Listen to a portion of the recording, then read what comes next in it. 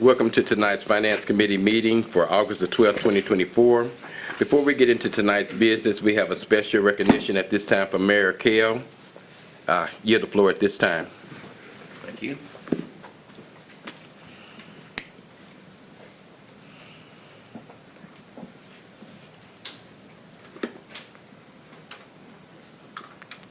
Mr. Burkini.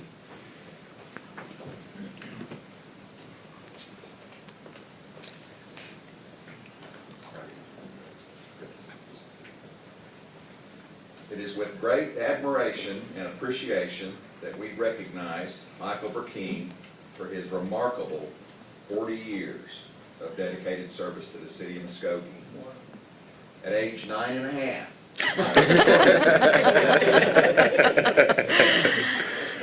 Michael began his journey with us on February 20th, 1984, as a recreation specialist in the Parks and Recreation Department at the Muskogee Recreation Center.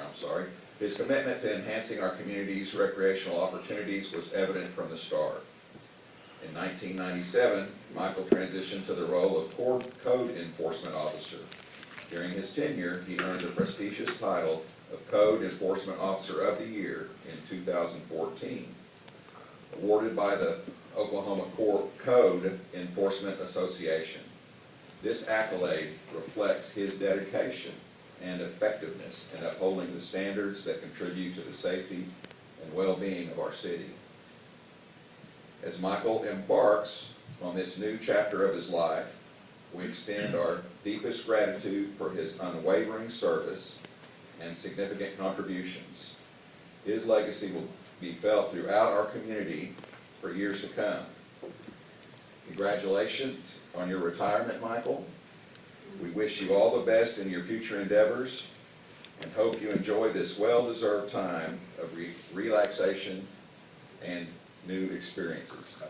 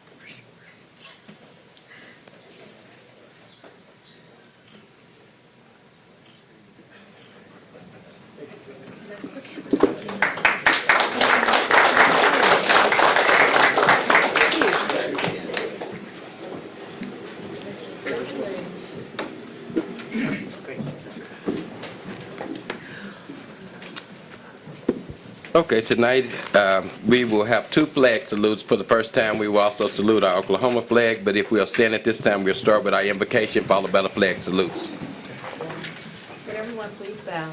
Heavenly Father, we come before you tonight, thanking you for allowing us to all come together collectively as a city.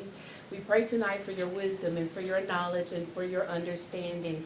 We pray that our differences would bind us together, Lord, and they would make us stronger. We pray tonight that we would be able to come to a consensus and remember that though we are many members, we are all one body, we are all one Muskogee, and allow us to make decisions that make Muskogee a better place. In the name of Jesus we pray. Amen. Amen. Amen. To the American flag, attention, salute, pledge. I pledge allegiance to the flag of the United States of America and to the republic for which it stands, one nation, under God, indivisible, with liberty and justice for all. Salute to the Oklahoma flag.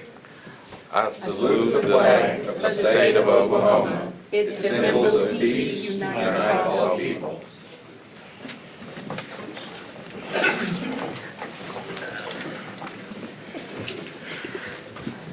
All right, agenda item number 1, please.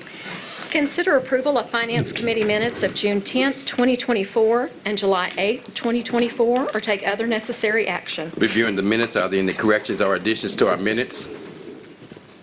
I move for approval. Second. Have a motion and a second to approve our minutes. Any discussion? Roll call, please. Tom Martindale? Yes. Dan Hall? Yes. Melody Cranford? Yes. C.B. Abel? Yes. Shirley Hilton Flannery? Yes. Tracy Hous? Yes. Jamie Stout? Yes. Deputy Mayor Derek Reed? Yes. Mayor Patrick Kell? Yes. Item number 1 passes. Item number 2, please. Consider approval of claims for all city departments June 29, 2024 through August 2nd, 2024, or take other necessary action. Do we have a report from the purchasing committee? Yes, the purchasing committee did meet this afternoon, and we approved the claims. I move for approval. Second. We have a motion and a second to approve our claims list. Any discussion? Roll call, please. Tom Martindale? Yes. Dan Hall? Yes. Melody Cranford? Yes. C.B. Abel? Yes. Shirley Hilton Flannery? Yes. Tracy Hous? Yes. Jamie Stout? Yes. Deputy Mayor Derek Reed? Yes. Mayor Patrick Kell? Yes. Item number 2 passes. Item number 3, please. Consider approval of final payment to Allison Landscape and Pool Limited in the amount of $105,564.98 for the River Country Water Park, project number 2023019, or take other necessary action. Mr. Wilkerson, Brooke? All right. Brooke, call. Nice PowerPoint. Good evening. I would like to show you a little bit of what we've done. We have had a successful summer season at the water park. Prior to that, we were counting down till opening day to finish this project. Kevin Anthus has worked really hard all summer, and we had staff and just have had a great summer at the water park.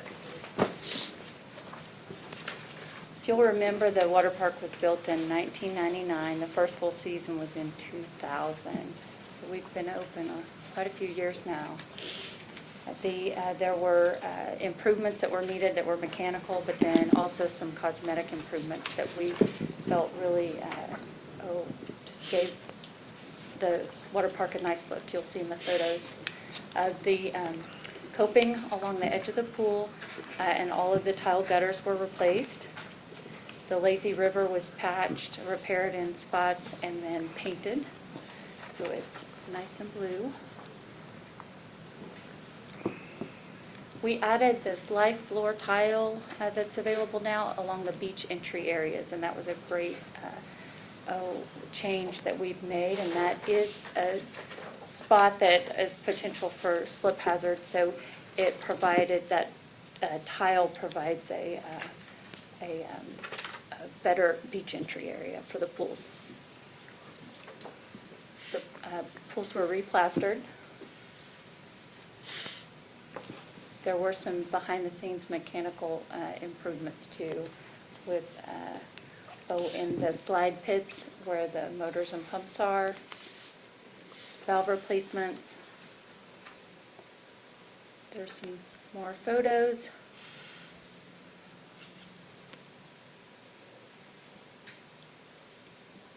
That's the live floor you can see. It's a nice, adds a nice look to the pool. So we are excited and appreciate this project was funded through the CIP funding as well as foundation funding. Thank you. Any questions for Brooke? We have a motion. Move for approval. I make the motion. Got a motion over here. Second? Second. Sorry.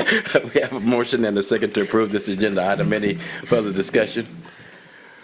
Roll call, please. Tom Martindale? Yes. Dan Hall? Yes. Melody Cranford? Yes. C.B. Abel? Yes. Shirley Hilton Flannery? Yes. Tracy Hous? Yes. Jamie Stout? Yes. Deputy Mayor Derek Reed? Yes. Mayor Patrick Kell? Yes. Item number 3 passes. Item number 4, please. Consider approval of final payment to Cook Consulting LLC in the amount of $111,985.20 for chemical feed, project number 2022004, or take other necessary action. Mr. Reeves?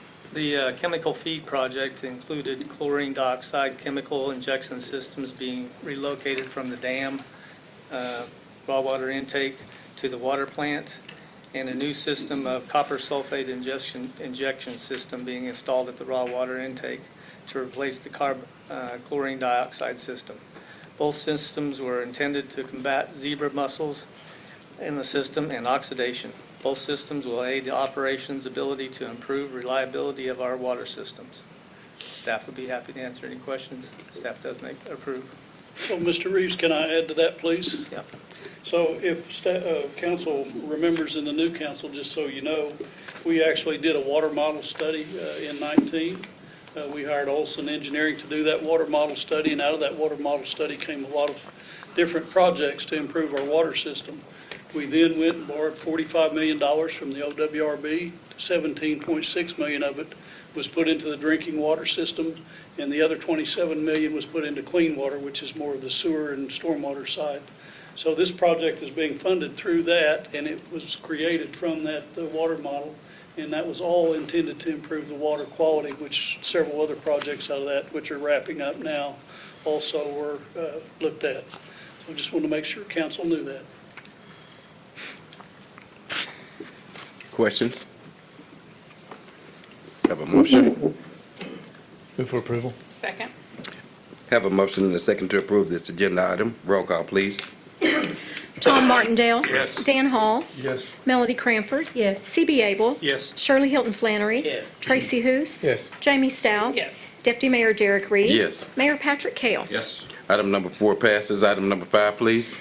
Consider approval of the lowest and best bid in the amount of $299,483 from Harness Roofing Incorporated for the Roxy Theater roof replacement, project number 2024004, located at 220 West Okmulgee Avenue, as recommended by Cowan Group Engineering, or take other necessary action. Mr. Reeves? Yes, the Roxy currently has a built-up roofing system, which will be replaced by a TPO roofing system. The roof is approximately 9,000 square feet. The coping caps will be replaced. All roofing penetrations will be reflashed, and new gutters and downspouts will be added. A new ladder system will be installed to access both roofs, and the west brick wall will be chemically cleaned and resealed. Staff does recommend approval. I'd be happy to answer any questions. What's TPO? Thermoplastic polyolefin roof. It's a rubberized roof. So you have PVC roofs, you have TPO roofs, and you have bitumen roofs. It's a rubberized roof, but similar to what you would think about your inner tube and your tire. Okay. White. So it's very good at reflecting heat. Not quite, but almost like some of these in-ground pools that have Yes. it's kind of a little bit stretchy maybe, just a bit. Yes, they usually put a type of moisture-resistant gypsum board on top of it to keep it from flexing too much and deteriorating the product as well. So it's a good product. It's a current product. It's a mid-range product as far as price is concerned at this time. Thank you. Any other questions? Do we have a motion? I make a motion. Second. Have a motion and a second to approve agenda item number 5. Roll call, please. Tom Martindale? Yes. Dan Hall? Yes. Melody Cranford? Yes. C.B. Abel? Yes. Shirley Hilton Flannery? Yes. Tracy Hous? Yes. Jamie Stout? Yes. Deputy Mayor Derek Reed? Yes. Mayor Patrick Kell? Yes. Item number 5 passes. Item number 6, please.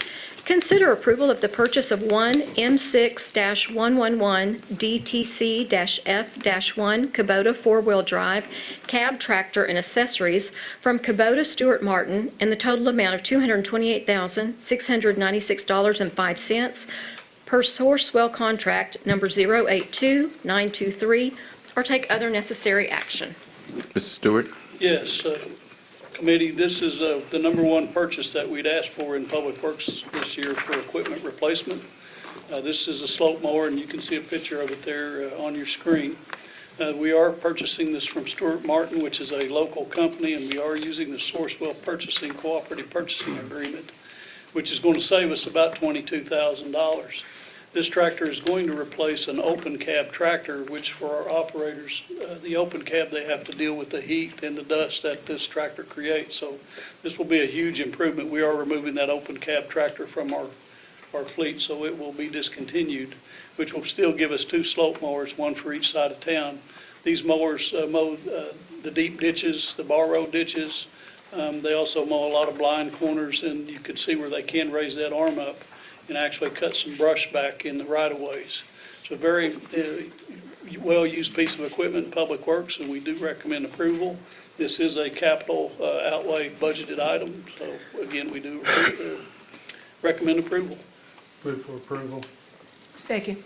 Have a motion and a second to approve this agenda item. Any discussion? Roll call, please. Tom Martindale? Yes. Dan Hall? Yes. Melody Cranford? Yes. CB Abel? Yes. Shirley Hilton Flannery? Yes. Tracy Hous? Yes. Jamie Stout? Yes. Deputy Mayor Derek Reed? Yes. Mayor Patrick Kell? Yes. Item number 6 passes. Item number 7, please. Consider approval of a professional service agreement for fiscal year 2024 to 2025 with the option to renew for 4 consecutive periods of 12 months each with Technical Programming Services Incorporated to provide utility billing services to the City of Muskogee utility customers or take other necessary action. Ms. Tracy? This is my item. We have been using Tipsy now since 1999. They do all of our utility bills and cutoff notices that we mail out. They print approximately 220,000 pieces of mail for us every year at an average cost of about $136,000. Their contract has expired, so we are looking to renew that. It did not go out for bid because it is considered a professional service. It was presented at purchasing, it was approved, and staff recommends approval, and I'll be happy to answer any questions. Move for approval. Second. Have a motion and a second to approve this agenda item. And just for clarification, Tipsy is the name of the program. Is that correct? Roll call, please. Tom Martindale? Yes. Dan Hall? Yes. Melody Cranford? Yes. CB Abel? Yes. Shirley Hilton Flannery? Yes. Tracy Hous? Yes. Jamie Stout? Yes. Deputy Mayor Derek Reed? Yes. Mayor Patrick Kell? Yes. Item number 7 passes.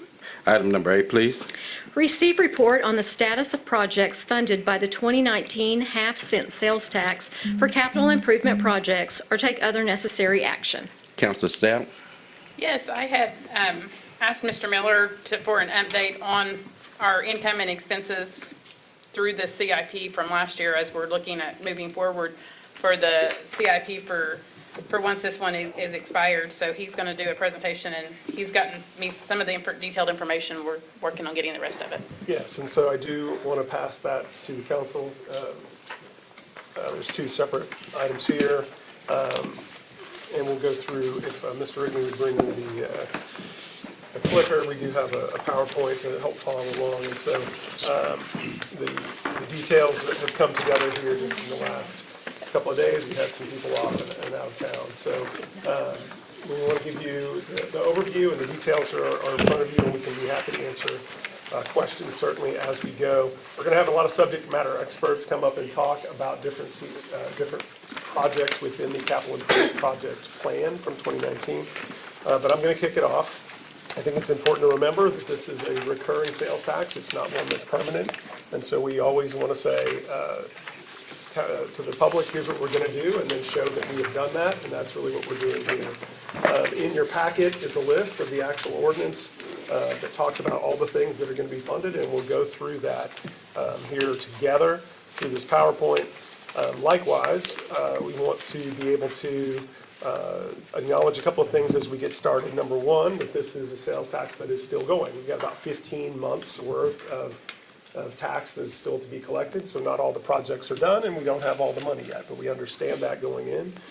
Number two, we did borrow some money up front so that we could get the project started and not wait until the very end to do them. So there are some numbers that you'll see that are related to debt service. And Mr. Reed, our treasurer, if we start getting into that, he'll help us answer some of those questions as well. So I want to go through our project update, and so we're going to go back to 2019 and our cool 2019 graphics that we had. We've not yet rebranded some of our stuff, and so we wanted to go back to the source document, number one, the ordinance that you have in your packet, number two.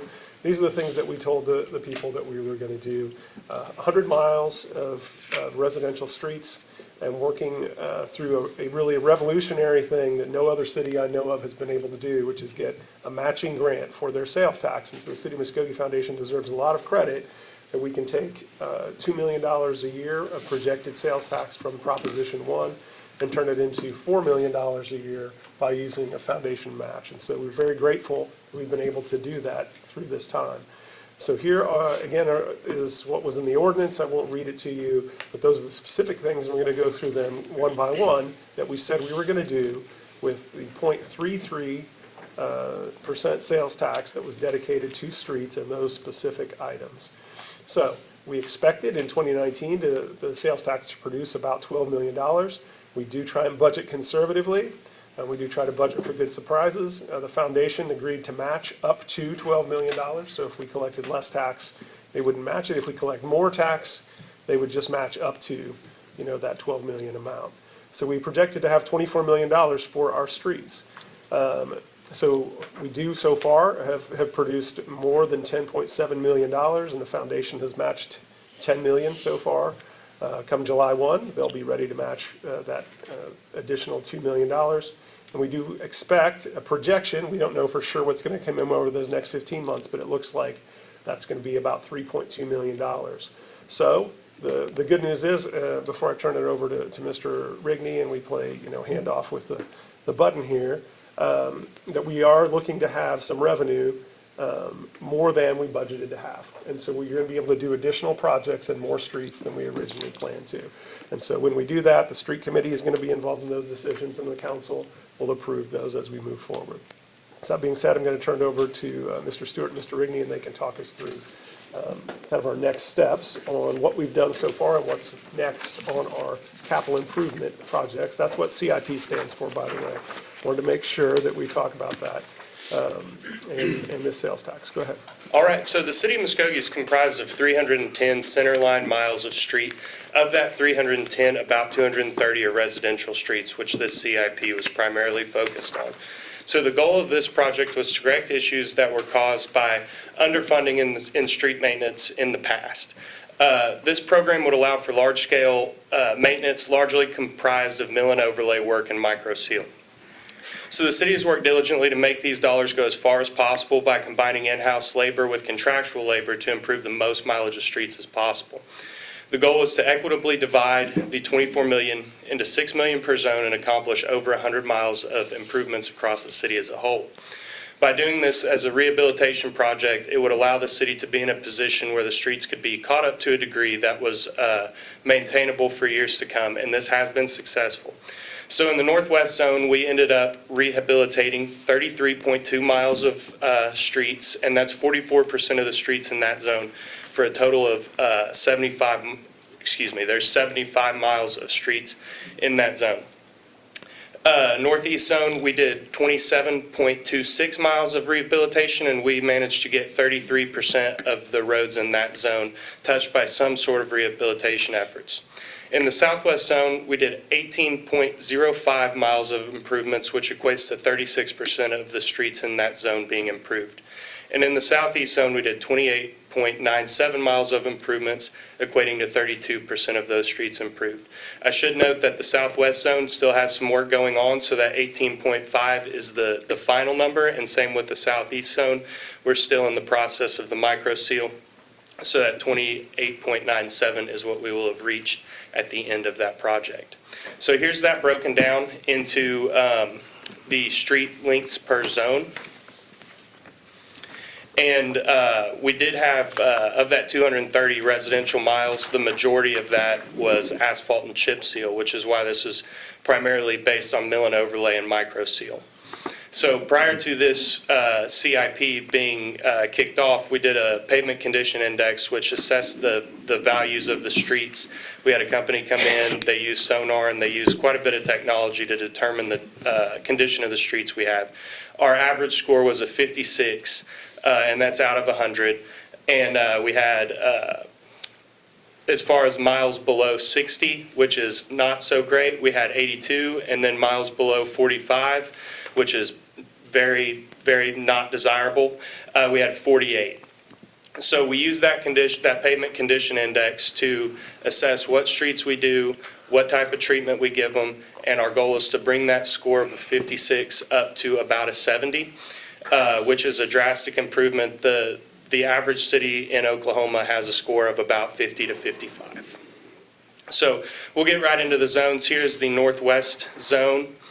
And in that, we did 12.8 miles of mill and overlay or overlay. And we did 20.4 miles of micro seal. And as it stands, we spent about $4.7 million of the CIP on contractual labor in this zone, northeast zone. We did 15.17 miles of mill and overlay or overlay and 12.5 miles of micro seal. Where we stand right now is about 5.2 million on contractual labor in this zone. Here's the southwest zone. And we have completed one round of micro seal and one round of mill and overlay is nearing completion. At the end of this project, we'll have repaved 12.3 miles and we'll have micro sealed 5.4 miles. Which is 36% of the roads in this zone, and we currently stand at about 4.7 spent so far on contractual labor. Here's the southeast zone where we still have quite a bit of work to do. Our micro seal is getting ready to kick off. We've completed one round of mill and overlay, which was 7.46 miles, and then we have 21.5 miles of micro seal to go. As it stands, we've spent 3.7 at the end of the micro seal project, 3.7 million that is in this zone. That number is just a little bit lower than the other zones, but this does also fund the Country Club widening project in front of Creek Elementary School. Part of the resolution for the CIP was to improve collector streets in residential areas. So collector streets are streets that serve as thoroughfares that collect the traffic from each neighborhood and take them from a residential street to an arterial street like Mulkey or York Street. So as far as collectors went in the northwest zone, we did North 11th and 12th, Martin Luther King and Military. In the northeast zone, we did North Street, Harris, and Gibson Street. Southwest, we did Elgin, Hancock, and Border. And southeast, we did East Augusta, Cherokee, and Kulik. So traffic signals were an element to the CIP as well. A lot of that was focused to the Four Corners Project, which is a traffic synchronization program that was done on Cherokee and Mulkey, Cherokee and Callahan, Main and Mulkey, and Main and Court. This included traffic light upgrades, ADA ramps, audible crosswalks, traffic light synchronization to help with the train that's on the tracks on Mulkey periodically, and 24-hour alpha battery backup installation. This was done to reduce stacking when a train was on the tracks and has been very successful according to public feedback we've received on this synchronization project. So some other street improvement projects that were recommended by the street committee and authorized by the city council. So like I alluded to earlier, we have the Country Club widening in front of Creek Elementary School. We have striping projects to repaint the roads that were done in CIP, and a lot of the funding that remains is going to be moved towards striping to finish the streets that we have repaved so far. We have some traffic signal improvements such as 24-hour battery backups for corridors of emphasis such as 69 Highway and Shawnee Bypass. We have concrete street improvements on a large scale. Multiple projects have been done across the city, but we look to use some of the remaining funds for some large scale concrete work. We're wrapping up the southeast zone micro seal and the southwest zone mill and overlay, and we will use any funding left over in each zone for more street improvements in that zone respectively. So here's just some extra things we've done that don't necessarily contribute too much to the mileage, but they are significant street improvements. So Border Street up around Highway 69, that has been a historically tough stretch of road to maintain, and that has been removed and is being replaced in concrete. We hope to wrap that project up this week. We replaced the west side of the Martin Luther King Jr. Boulevard and Main Street intersection. Replacement of a section of Gibson Street by Toby's Pit Stop is just to the north of York Street intersection. Replacement of intersection approaches on Golf Lane and Monta, and Haskell Boulevard and Utah Street intersection replacement. And here's just a recap of that funding Mr. Miller went over. And I believe it's my turn to pass this off to whoever's next. Yeah, I'll be next, but I think it's a good time to pause. Number one, we want to thank the citizens for putting the vote in place, and the council for putting the vote to the people, and the City of Muskogee Foundation for matching it, because that's been just a tremendous help for us to basically triple that street budget of what we had annually prior to that. So yes, if y'all have questions about Proposition 1 or the street program, it'd be a good time to question Mr. Rigney and Mr. Stewart and those experts while we have them here.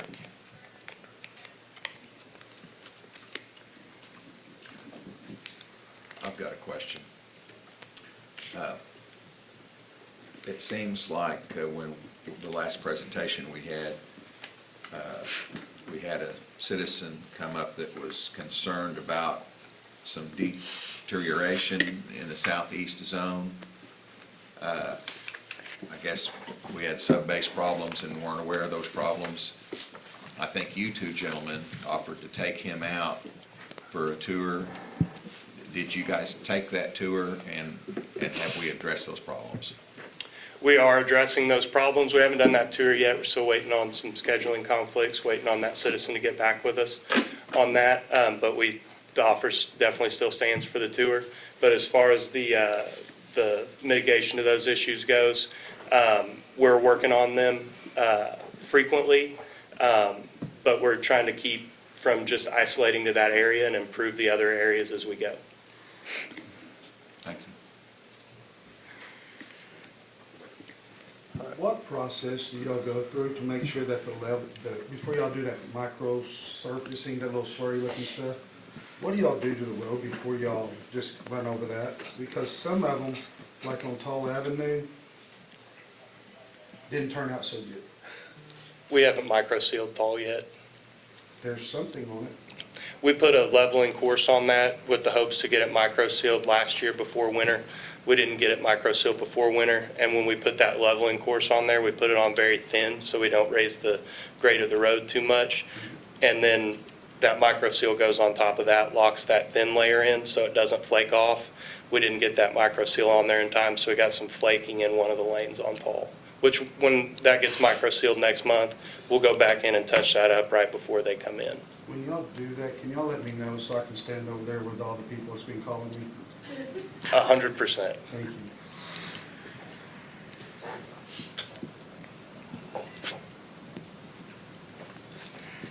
All right. So Proposition 2 is the other part of that half-cent sales tax, again, used for capital improvement projects, and the list, again, is in your packet. It's listed off A through N. We're going to cover all of those, and this is one of the graphics that we used at the time. Mr. Rigney, if you could advance to the next slide. Again, these are the projects, again, A through N. We'll look at the next slide as well. Those are, I won't read them all to you. And so those are the projects. We're going to go through them. We'll start off, I believe, at the next slide with the King Center. Actually, pardon me, I'll give that big overview again on your handout. We anticipated about $6.1 million in sales tax. And so, again, we tried to be conservative. We didn't want to have more projects than money. And so we are going to have our current revenue so far, again, with about 15 months left to go, is $5.5 million. And so our projected tax through the rest of the time is about $1.6 million. When it's all said and done, it looks like we may have close to $890,000 for additional projects, but they must fall within these categories that we've just listed, A through N. We can only use them on the things that the voters told us to use it on, but we can go above and beyond. And so we're looking forward to that. So now we'll go through the individual projects. Our first one is going to be at the King Center. The big thing we found out was when we built the King Center, that we had a great building and not near enough parking that we thought we needed for that building. And so the council in 2019 said we want to make sure that we make that building readily accessible to our citizens, and we added a parking lot, adding additional 100 spaces, and that was the cost that came out of our capital improvement projects for that item. Next, I'm going to ask Brooke Hall to come forward, and she's going to go through a few of these items that are specifically related to Parks and Recreation. Council, if you look on your big sheet here, you'll see the dollar amounts and projects as well as Brooke goes through these. Hatbox Sports Complex, we were able to complete renovations at the Baseball South. We added lots of concrete to that area, sidewalks, better accessibility and entry into the park. We had a renovation to the concession and the restroom building there. We had improvements to fencing, painting, interior and exterior. So I went and took some pictures of the with green grass. We had HVAC, that was another big item for the concession renovation for that building. So those improvements greatly appreciated by all, including staff as well. River Country improvements, I've given the report on River Country tonight, and that was funded as well with our CIP funds. Swim and fitness, we are in progress. We are counting down days, hopefully, for the reopening of the fitness center area. The pool's been in operation, but we've done a complete remodel on the inside. So the entry area, we've opened up the facility to add more space in the fitness center. We're able to purchase more equipment that will be in that facility as well. So this is all an internal renovation to the existing building with hopes of expanding in the future.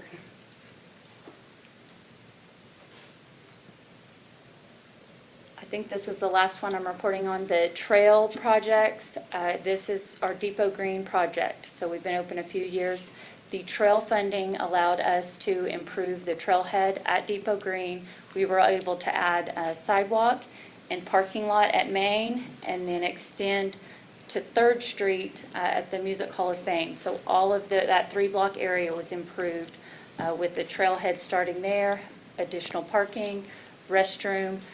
This was a higher cost project total, but that's the trail CIP funds was able to help improve that trailhead there.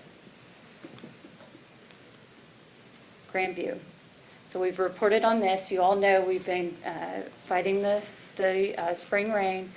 We have the playground people are there this last week and this week, finishing up the adventure playground. Paved trails are in progress, so the concrete is going in. The bike playground has been finished, and that's ready. As soon as we finish the paved trails, we'll be able to open that park, and it'll be ready soon as well. Okay, and thank you, Brooke. I think it's important to notice that CIP money was used and leveraged with foundation money and a lot of other federal grant money. That park is I can't remember the total budget. It's over $1 million, I believe, for that park. Grandview. Yeah, for Grandview Park, but the CIP funding is a small portion of that. It is. Thank you. Mr. King?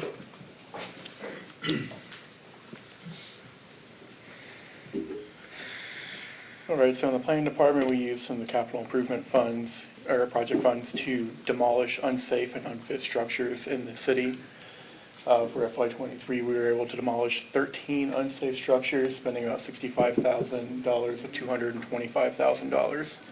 Now, I just want to keep in mind that we have just recently started dipping into this pool of money. Before, we were utilizing grant funds from the Community Development Block Grant that was made available from the State of Oklahoma Department of Commerce, and other funding from the City of Muskogee Foundation, in which we are entirely grateful for having to tear down these unsafe and unfit structures in the town to clean up the city and promote the health, safety, and welfare of the community. To date, we have demolished 23 total structures for fiscal year '23, and I plan on expending the rest of this budget by the end of this fiscal year with projects that are in the pipeline. So this is a list of the 13 properties that have been so far demolished using CIP funds.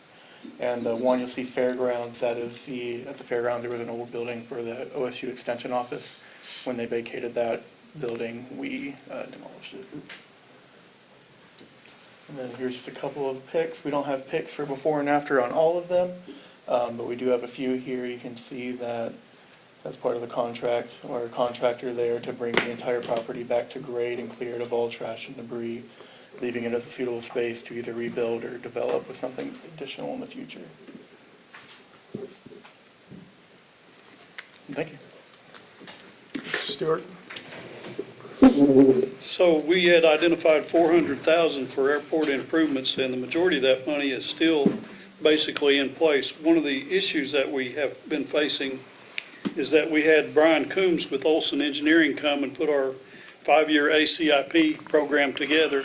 And what we discovered was one of the number one things on our list was to redo 1836, which is one of the short runways out there. And it was not eligible for federal funds, so we are having him reallocate our 5-year ACIP, and we're going to use at least 150,000 of this money to match the bill money or the entitlement funds which the government gives to local airports. We are also going to match, or we're just now closing out our airport LED lighting rehabilitation project, and 10,000 of that money will go to match that project. And then we're going to use 100,000 of that to actually resurface that runway that wasn't eligible for the federal funds. And we are doing a lot of hangar door repairs and a lot of taxiway repairs out in front of the T hangars. So that 400,000 will start going away pretty quickly in the next several months. All right, Chief Teehee?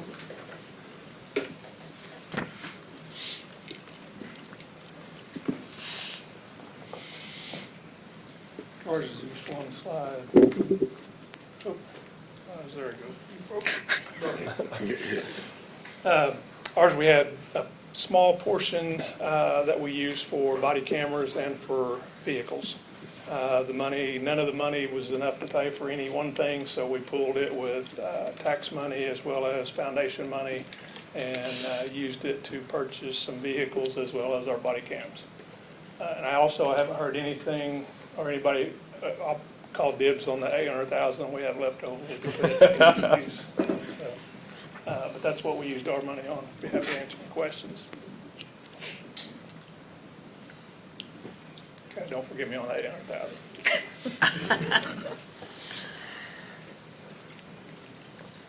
Chief Moore?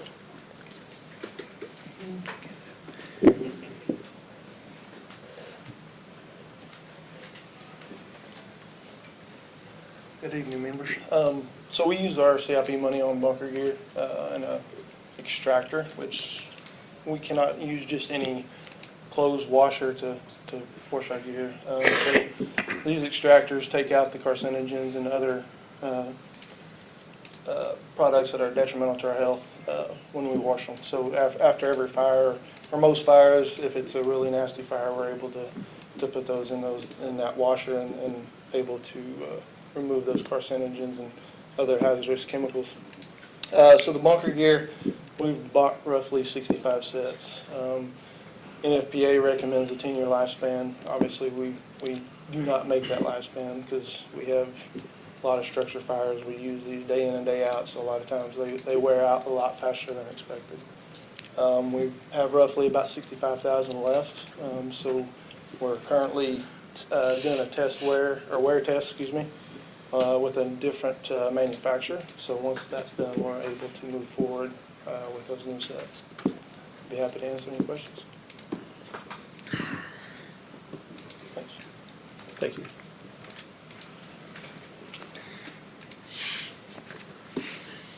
Mr. Evans?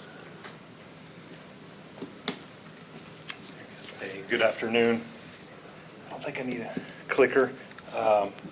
So the funds, this is essentially our first responder software that the police department and my department uses.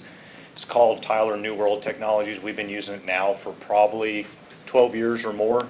The software allows dispatch to talk to officers in the patrol car in their cars. It's what they type their reports on, what they look up license plates, look up people, so on and so forth. This is kind of the livelihood, the main software that your police department uses here. So all that is stored at the 911 center. They pay for the subscription, essentially pass it to us, and we pay for that. They house everything there.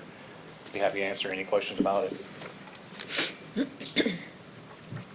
Thanks. All right, thank you. Mr. Coleman?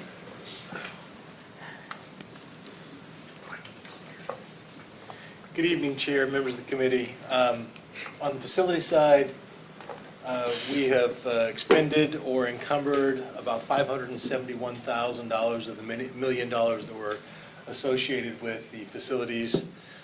Substantial portion of that is spent on the roofing system for the swim and fitness center that is just kicking off now.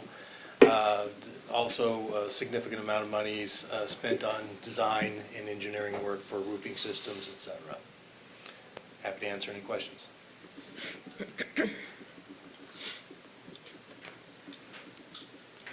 All right, so our last project is one that we're proud of. We work with Port Muskogee on thank you, sir.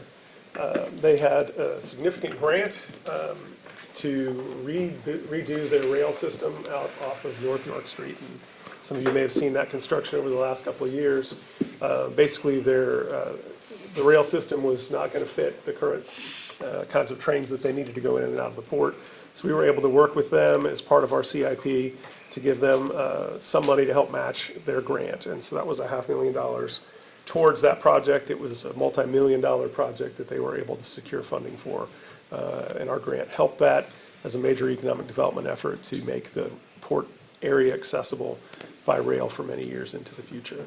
So, again, Chief Teehee gets some bonus points here for being the first one to call dibs. But we do, those are all projected numbers. Our sales tax, if it goes up, it may be higher. If it goes down, it may be a little lower. But that's what we're looking at. And we do see that we're able to do the things that we said we were going to be able to do, and be able to allocate money through the budget process with the city council. And so that will probably be when we get towards the end of the sales tax. These are projected numbers. So when we get to be about a year from now and we have 2 or 3 months left in the sales tax instead of 15 months, we will see what projects we've done and what projects we need that we may be able to use additional funding for. So I feel like that's a good place for us to be as a city, to be able to fulfill the promises that we've made, and then maybe able to go above and beyond. So that's an update. Councilor Stout, I know you wanted some more details, provided some of those through the presentation and some of those through these sheets. I know on the spreadsheet it says as of 10/18 of 23, is that?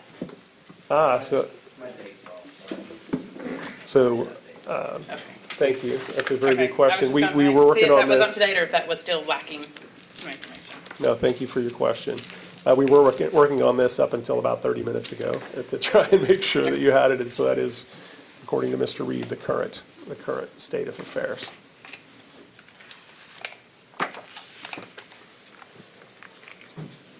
I'd like to make a comment regarding the streets.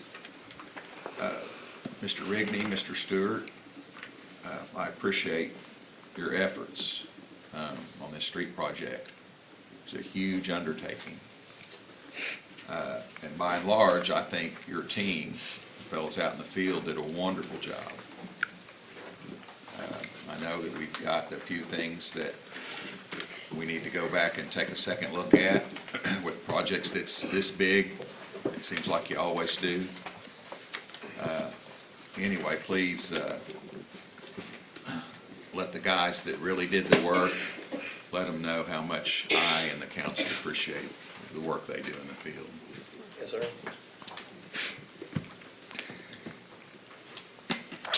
Thank you for all the reports from all the department heads, the CIP 2019.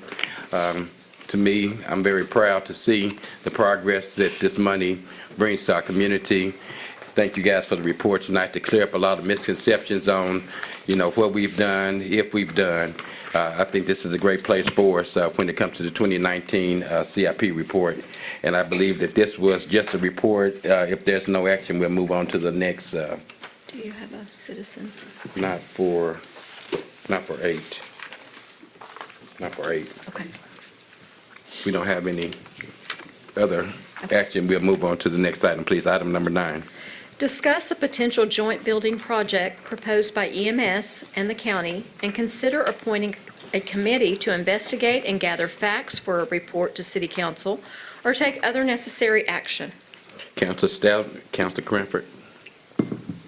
Yes, me and Melody got to talking after we had some communication lunches, and we thought that this sounded like something that we definitely need to pursue and to look into to ensure that our public safety, our police and fire, and that we have, their needs are taken care of.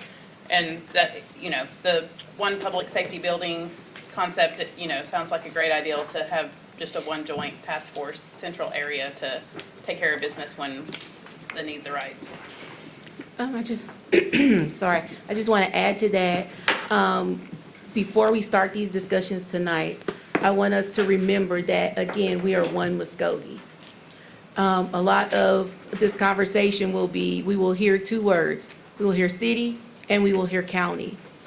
At the end of the day, we are one Muskogee, and we should be willing to do what is best for everybody to make sure that everybody's work needs are met. So I want us to go into these conversations with an open mind, putting differences aside, and figuring out what is best for the city of Muskogee. We recently tabled our bond, and we promised the citizens of Muskogee that we would regroup and we would figure out what was best. This is part of that opportunity. So as we listen, I want everybody to keep an open mind and be willing to come to some consensus for the good of all. So as we are having these discussions, please keep that in mind. Again, these are discussions, and we want to be able to seek first to understand and then to be understood. Thank you. Well said, Ms. Cranford. Before, I do have a couple of people signed up to speak. Is it appropriate, Katrina, I know that the language is that we're appointing a committee. Is it appropriate to go ahead and go into a discussion in detail on this item? Yes. Okay, just wanted to make sure. First speaker is Dr. Jerry Stoudemire.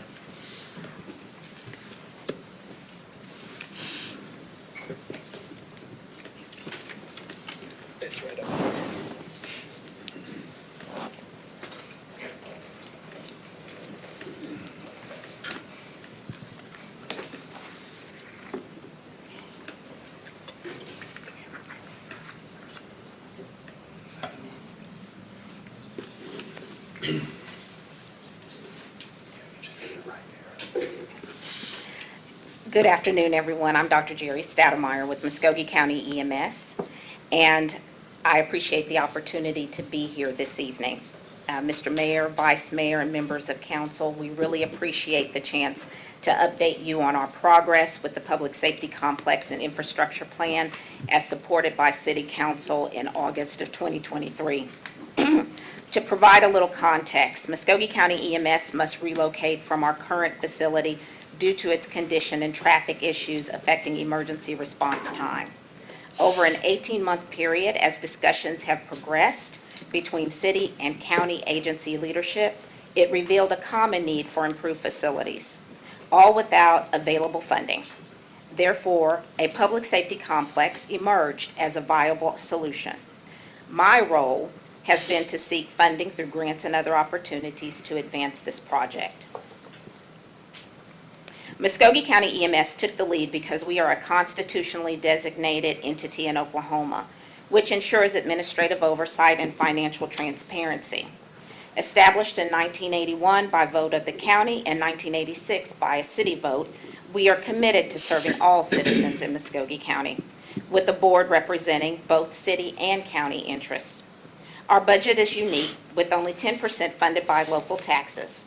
The rest comes from revenue generation, And we are the second largest ambulance service in Oklahoma and the largest countywide ambulance service, responding to approximately 24,000 calls annually. Our plan includes a shared city and county complex with projects in the city of Muskogee, Fort Gibson, Haskell, and Warner. Most recently, House Bill 1967 legislation passed, which allows EMS districts to request up to a 1 penny sales tax to fund infrastructure improvements. Effective November 1st, this potential tax would allow us to construct and support the much-needed improvements impacting all communities. Our plan is to request 0.849 penny sales tax for a period of 7 to 10 years and subsequently reduce that to a half penny sales tax thereafter to ensure continued support for those services. Muskogee's projects includes investments in EMS, fire, police, the sheriff's office, emergency management, the 911 center, tribal partners, and the fire tax board, totaling about $28.7 million. The fire department funds would be used to remodel stations, and Fort Gibson and Haskell would receive $4 million each, while Warner, which already has a complex, would use $4 million to expand services. The funds received would offset costs for the 911 center, creating a cost savings for the communities. Finally, the funds would allow for the purchase of equipment such as radios and police cars with a budget of approximately $18 million. With the development of a public trust, with representation from both city and county, we anticipate constructing complete move-in ready facilities at a cost of up to $400 per square foot, and for offices, and $200 per square foot for bays and maintenance. And that depends on the design, of course. The benefit of this plan includes logistic efficiencies, as well as centrally located services, community engagement, and cost savings. We anticipate approximately $541,000 in savings for the city of Muskogee and $400,000 for surrounding communities. The new facility will absorb utility, maintenance, and operational costs for the public complexes and eliminate the need to bill citizens for medical emergency, ambulance, and transportation services. This plan ensures future needs are met without recurring funding issues for essential equipment. Even with the proposed increase, our tax rate would remain competitive compared to other areas, ensuring a balance between effective service and reasonable taxation. Please note that all rates include the city's CIP tax. We have actively engaged with the community, incorporating feedback with our proposal to ensure that it benefits all involved. This is an example of a public safety complex. Our next steps will be to create a detailed rendering of the complex based on feedback and data from committed agency partners, keeping everyone apprised. We are committed to serving our community and working closely with our partners to make this plan a reality. We thank you for your time, and I'm happy to answer questions. Thank you. We have another citizen signed up to speak, Mr. Could I ask a question? Sure. There's been talk of a public trust. How would that work, and how might it be structured in practice? So that's a really good question. A public trust is a common practice for this type of a project because it involves multiple partners. A public trust ensures that the collection of the funds and the expenditures associated with the project are for that intended purpose. So in terms of the structure and how that works legally, we do have our legal counsel here that's available, and he may be able to answer some of those detailed legal questions because that's his bailiwick. Could he do a 2-minute or less, or a minute less explanation of that? Do you mind? You're very foolish to give an attorney a podium, but I'll try to keep it under an hour, okay? Thank you. The goal right now, or the vision, is to create a joint city-county public trust with the city getting some appointees, the county getting some appointees to ensure that equal representation. We want to make sure that the city has the buy-in. Obviously, if you all are not interested, then it'll just be a county-wide trust. But if we do get the buy-in that we hope we get from you all tonight, it'll be a joint city-county trust, and we'll have those discussions about how many appointees are going to be from each side. But that's certainly the goal. We want a joint city-county trust. Thank you. And Dr. Stoudemire, will you explain the tax rate breakdown? Yes, so with the tax, we're proposing a 0.849%, and the goal of this was to keep it below 10 cents. I think it's really important to understand that for the county, and we showed that in the slide number 11, we are ranked 67th out of 77 counties here in Muskogee. We are at 0.65, and the average is 1.41. So after the debt service, we'll be at 1.15, which is still considerably below the average. Even during the period of debt service, I have notes here, we would remain competitive with surrounding communities like Eufaula.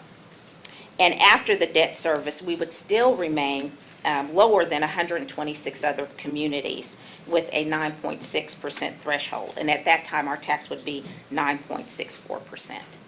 And then do we have a breakdown of how the money's divided in between, or what's included in each of those categories for Muskogee, Warner, Haskell?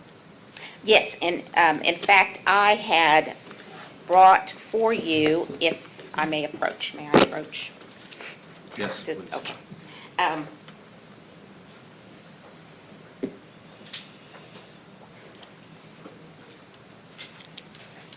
I brought for you information related to the complex and what we're looking for in the city of Muskogee and how we derived at those numbers. So with the city of Muskogee complex that we're looking at plus or minus 64,000 square feet facility.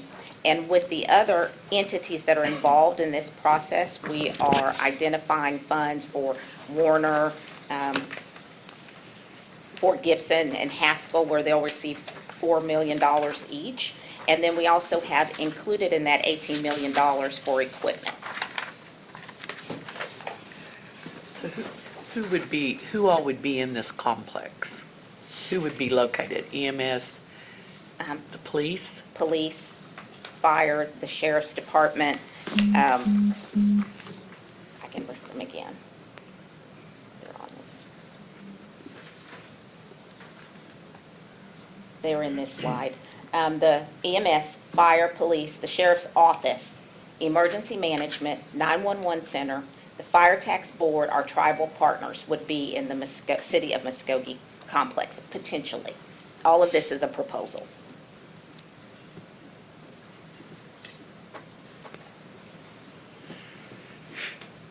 So it would house fire trucks, or fire department offices, or fire trucks and firemen? It would be the offices. Administration? Administration. Okay. Mhm.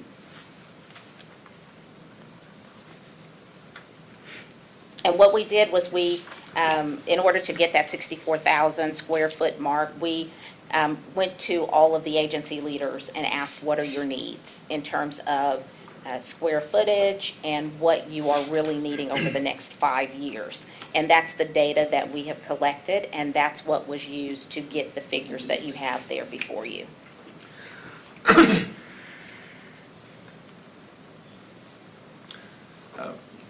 Let me say that if council approves this, I'm looking really forward to working together. Councilor Cranford's remarks regarding city-county relationships really hit the spot. And I'm looking forward to a new camaraderie and working together. And this is the type of deal that could kind of cement a good relationship. Absolutely. Thank you for your work on this. Thank you for your time. We have another citizen signed up to speak, Mr. Ryan Lowe. If you could take the stand and just state your name, please. And you have 5 minutes to speak. Ryan Lowe.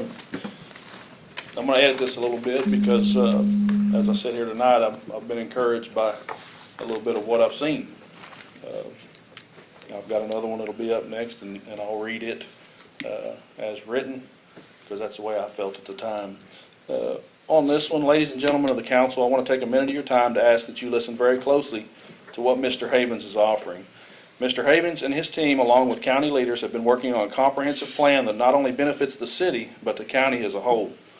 A plan that has competent, ethical, and responsible oversight to ensure that we are successful. Muskogee EMS has a $16 million budget. They receive approximately $1.7 million in funding. The rest is paid for by properly managing their business. They have done this for over 30 years. I say that's pretty remarkable and shows their ability to manage a successful business with little funding. Their team can and will show how every dollar is obtained and spent. They are required by law to have a state-performed audit yearly and have never had a serious issue. Thank you. Thank you. Ms. Cranford, Yes. Ms. Stout. So I just want to say that with the information that we have heard tonight, our goal tonight is to work together as a council to form a committee so that we can work to come to some consensus with the county on this project. I want us to remember that we've got to begin to take steps forward. I'm bold enough to say that relationships have got to be repaired. We have got to move forward. Everybody, say you're sorry, give it another go, and try for the sake of the citizens of Muskogee. There's lots of trust issues between the city and the county and this organization and that organization, but in order for us to move forward, we're going to have to take a deep breath, fall back into each other's arms, and just see if we can catch each other. And I'm asking that we begin to do that everywhere, because it's the only way for us to move forward. If I let you down, I'm willing to apologize, but I'm willing to try. And we've got to be willing to try. So again, we wanted to bring this for discussion. We want to appoint a committee to meet so that we can get more information that they can bring back to the council so that we can work together to do what's best. You see all these people back there in all those uniforms? We've got to do what's best for them. And we've got to do what they want us to do because they protect us. And if they're grumpy because we didn't give them what they want, I mean, we got to at least try, right?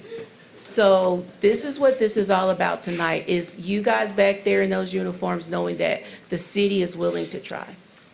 Thank you.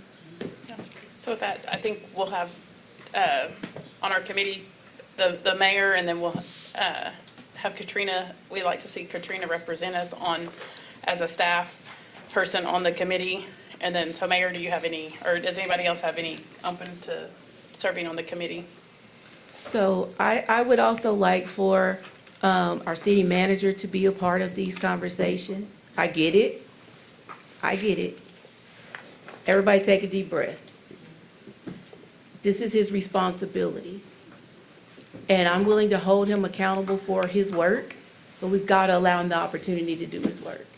So I'm going to ask that our city manager be a part of this committee, our attorney be a part of this committee, our mayor be a part of this committee. CB, I would like for you to be a part of this committee. And I think we need at least one more person so that if those four need a tiebreaker of conversation, we have one more person. I'd like to request Dan Hall. Doesn't matter showing personality. Yes. All right, so we have our committee of 5. I move that we accept this committee. Second. We have a motion and a second to approve this agenda item. Any further discussion? Roll call, please. Tom Martindale? Yes. Dan Hall? Definitely. Melody Cranford? Most definitely. CB Abel? Yes. Shirley Hilton Flannery? Yes. Tracy Hous? Yes. Jamie Stout? Yes. Deputy Mayor Derek Reed? Yes. Mayor Patrick Kell? Yes. Along with this, or take other necessary action, would it be appropriate, or could it be appropriate for us to go ahead and vote on considering, seeing what future is in this, to start engaging with the county immediately, to start working on this project? And actually, Mayor, that would be outside the agenda item as it's worded. The way that it's worded is we're going to appoint a committee to investigate and gather facts and then make a report to city council. And then at that time, we could have an agenda item for a vote. So we could have that as an agenda item for the 26th. If the facts are gathered by then, at least an update you can get, yes. Okay. They'll be gathered by the end. All right, item number 9 passes. Item number 10, please. Discuss and take possible action to appoint a committee of citizens to advise on next steps for the City of Muskogee General Obligation Bond Proposal and Capital Improvement Projects Renewal, or take other necessary action. This is my agenda item, and let me make it clear that this agenda item doesn't appear as a competition piece.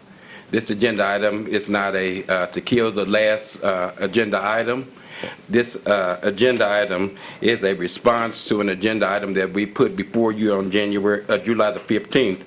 On July the 15th, the City Council voted to remove the items from the ballot on August the 27th.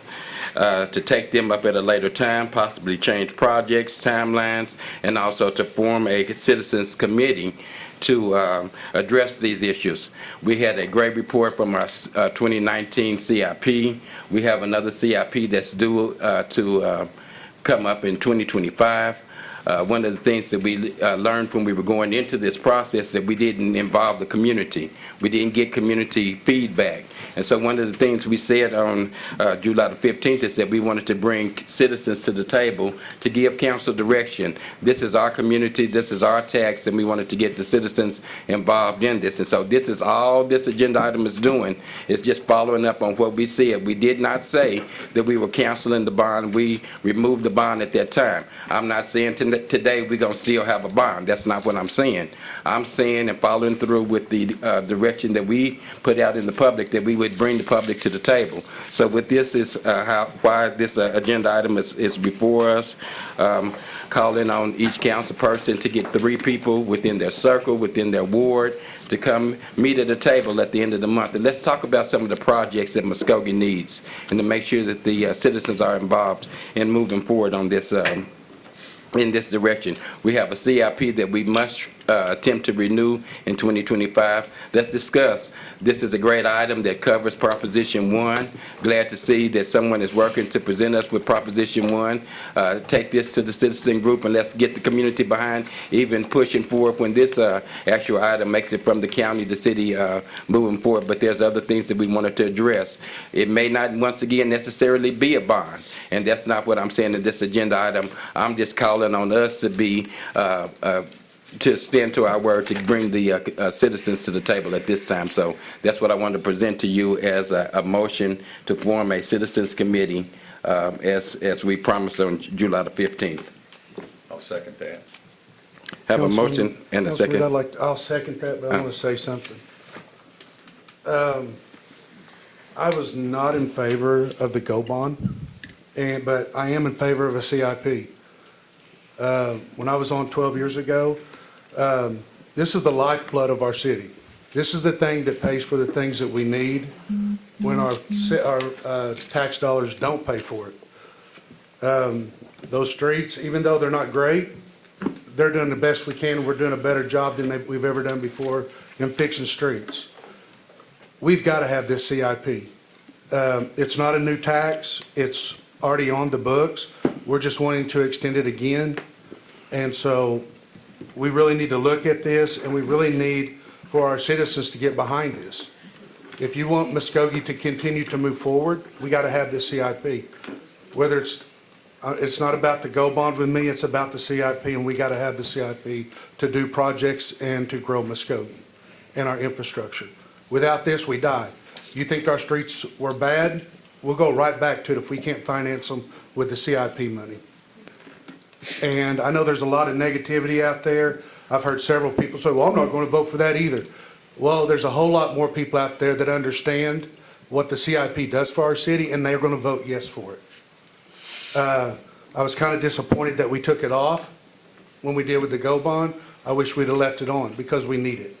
That's all I have to say. Thank you. And, once again, I want to reiterate that this action tonight will just bring the citizens to the table to decide what those projects are in the timeline, and also to set a timeline. Thank you, Mr. Manager. I do have a citizen signed up to speak, Mr. Lowe, Brian Lowe.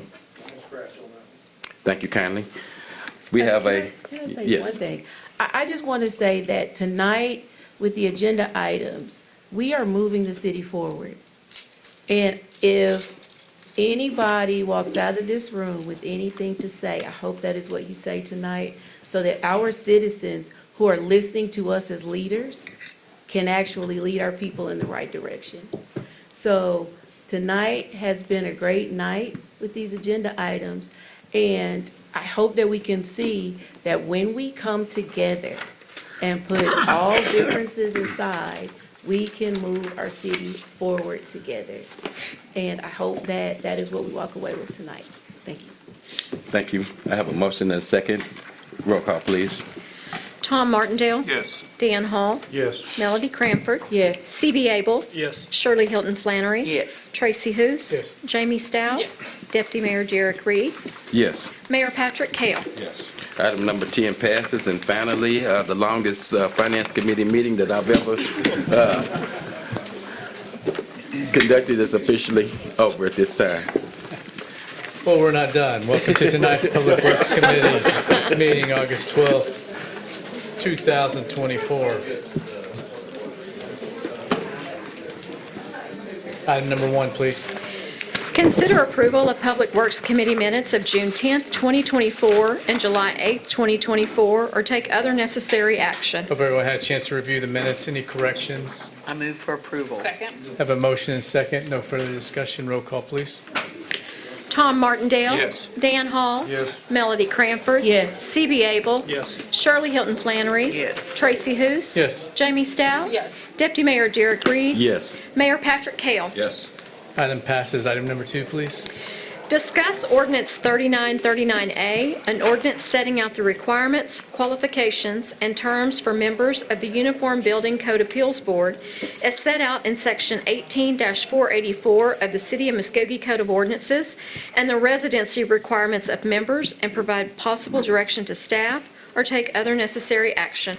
Councilor Hilton Flannery? Yes, we brought this to the attention because we're having a hard time finding people to serve that are in the actual city limits. So we would like to take this one step forward to go where they can be in Muskogee County, not necessarily in the city limits. We have several positions to fill that would, I think, would make it easier to open up. I know that it would. Part of the problem with these professionals, the plumbers, the electricians, and what have you, these folks that are the only people that are qualified to be on this committee, and unfortunately, in the middle of town, they can't put a 40 by 50-foot barn, steel barn in the backyard so they can keep their tools and their trucks and all of their workings. These folks generally have to live outside the city limits so they can have accommodations that support their businesses, because their businesses are essentially run out of their home. So I think that would be a wise deal regarding this particular board, but otherwise we'll never get the positions filled. It just isn't going to happen. I agree. Well, I think that, I don't know if we could do a motion on that or just give direction to staff to come back with policy that we could, Yes, that could address this. yes, sir, you can give direction to staff. Okay. Go right then, let. I can do that. All right. So there'll be no necessary action on this then? Item number 3, please. Consider approval of resolution number 3004, adopting a safe route to school policy, or take other necessary action. Counselor Crampton? Yes.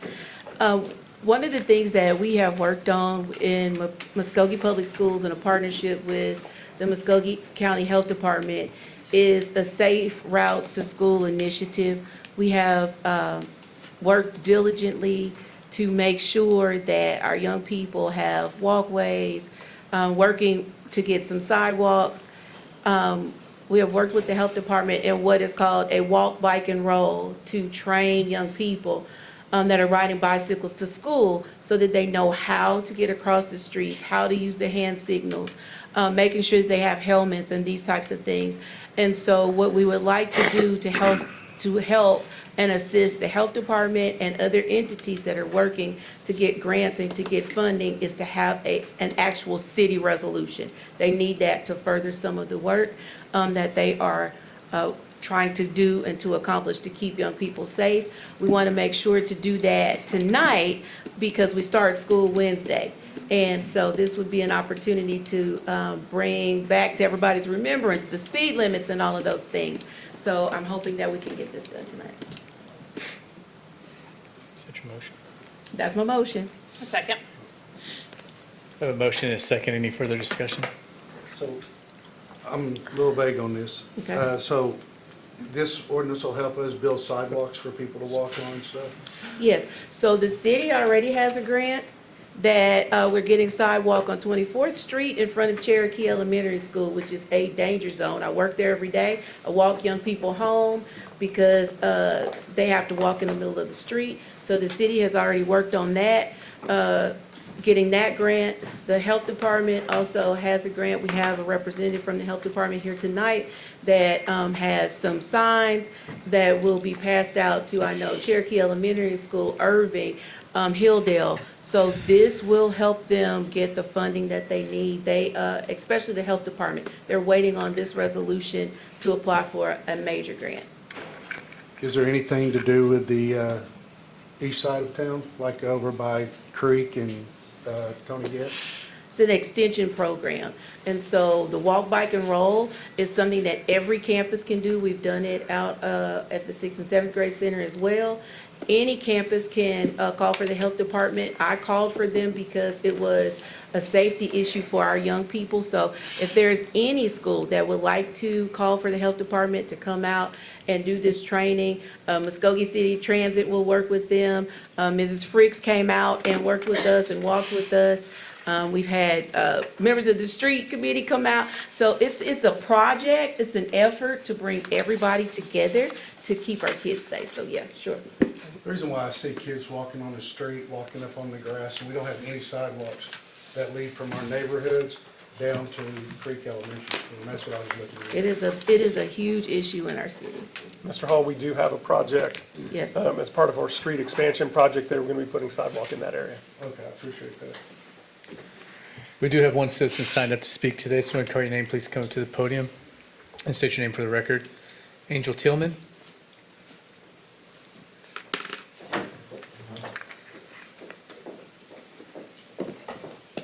Ms. Tillman, you'll have 5 minutes. Thank you. Hello, my name is Angel Tillman. I'm with the Muskogee County Health Department TSET Healthy Living Program. And we have been working, Oklahoma is like out of 50 states, we're 46 out of the least healthiest states in Oklahoma. So we toggled we were up to 45 last year. So we're still working to try to move efforts in our community of the county of Muskogee to work to keep our kids safe, to even improve the health of other Oklahomans, because the students, when I took pictures, we did walkability studies in the Cherokee area and other areas, and Creek is one of the areas I'd like to do as well, but they're already working on that because that's a very difficult area, for kids to walk, bike, and roll to school. But Cherokee, when we did our walk, bike, and roll to school events, and also the walkability studies, I took pictures of people speeding up on these babies on bicycles. They did not have any type of mercy. I guess they were in a hurry to get to work. But I'm thinking, here's a child coming toward me. I have my camera out, and there's a car zooming up behind this baby on a bicycle. And it was so heart-wrenching to me, because it's like, do you people not see these children on these bicycles, even walking? They have nowhere to walk. We do the walkability studies on 24th. They're broken, or the grass has grown over them. You can't even see them, and they're on the west side of the street. They told us on the east side of the street of 24th that there's like, I think utility or poles or something like that, so they would have to just keep them on one side or something. So we're just trying to make the area safe for the students, and we're going to start, this is our starting point. We want to move all over the city, because Muskogee is not just one area that we're sidewalk sad and poor in these areas. So we're wanting to improve these areas for all students all around the community, as well as Hilldale. We go to other communities as well, but we live in Muskogee. So I'd like to see Muskogee improve for our students. Thank you. Ms. Tillman. Thank you. We have a motion and a second. Any further discussion? That reminds me of the phrase, an accident just waiting to happen. No further discussion. Roll call, please. Tom Martindale. Yes. Dan Hall. Yes. Melody Cranford. Yes. C.B. Abel. Yes. Shirley Hilton Flannery. Yes. Tracy Hous. Yes. Jamie Stout. Yes. Deputy Mayor Derek Reed. Yes. Mayor Patrick Kell. Yes. Item passes. Item number 4, please. Consider approval of Resolution Number 3003, confirming the collapsed structure at 316 North Main as a public nuisance, ratifying authorization for summary abatement procedures, suspending purchasing procedures, and authorizing the expenditure of stabilization funds for purposes of abatement or take other necessary action. Ms. Bonehammer. Thank you. This property on, make sure I can do this. 316 North Main collapsed. It's known as the old facade for the lumber yard. And what happened was about 10 p.m. on July 24th, the structure started collapsing during the night. The city manager authorized the street to be blocked off and traffic diverted. Public Work went out and took care of that. We were in contact, the legal office was in contact with the owner the next day through his attorney, trying to get something done about this building. He was told and given also written notice, which was FedEx, to the registered service agent, the attorney, and the owner. They had 48 hours to abate the nuisance, which required them to pull a demo permit by July 26th, which was a Friday evening, in order to do it over the weekend. They did not apply for the demo permit. I contacted their attorney about shortly before 5. They had no intention of getting a demo permit, and talked about appearing at an UBCAB meeting that had already been scheduled for a demolition of the building on the following Wednesday. I informed him that at this point, we were going to bring in our city contractor who would get a permit. So I got in contact with Five Star Demolition, which is as our contractor for demolishing buildings. And as you can see, this is the back of the building, and it was in just complete collapse. And that's the roof right there, roofing structure that's on the ground. And all the lumber that was supported the building was rotten. That's where part of the roof caved in, and the debris fell to the ground. The wooden beams that were left remaining holding up the other portions of the roof were all rotted and breaking. There was also, unfortunately, a homeless encampment someone had built behind the structure. Now, luckily, that person wasn't hurt, but you can see they had their personal items up there. They had tarps across where they slept, and you can see how close the collapse was that night to that area. We determined that this was a public nuisance that was of grave and imminent danger to citizens of Muskogee. This included citizens just walking by the sidewalk, driving on the street, trying to use that as housing, temporary housing. The city manager approved this as a summary type of emergency abatement. This is the south end of the collapsed facade. You can see that it was continuing just to fall in. On July 26th, which was Friday evening, additional portions from the top of the building, including large chunks of brick and concrete, fell to the sidewalk. The city manager authorized us to go ahead and close off the street again in that area to direct traffic and divert it around it. This was I went out there and took all these pictures, and this is a picture I took of a piece of brick that was hanging, that was probably about 3 feet by 4 or 5 feet, just hanging off, barely hanging off the top of the structure. And it actually ended up falling off while I was out there. and this is the remains of the area just below that. You can see the piece of concrete coming out. That did fall while I was taking the pictures. Unfortunately, I did not get an action shot, but thank God I wasn't hit.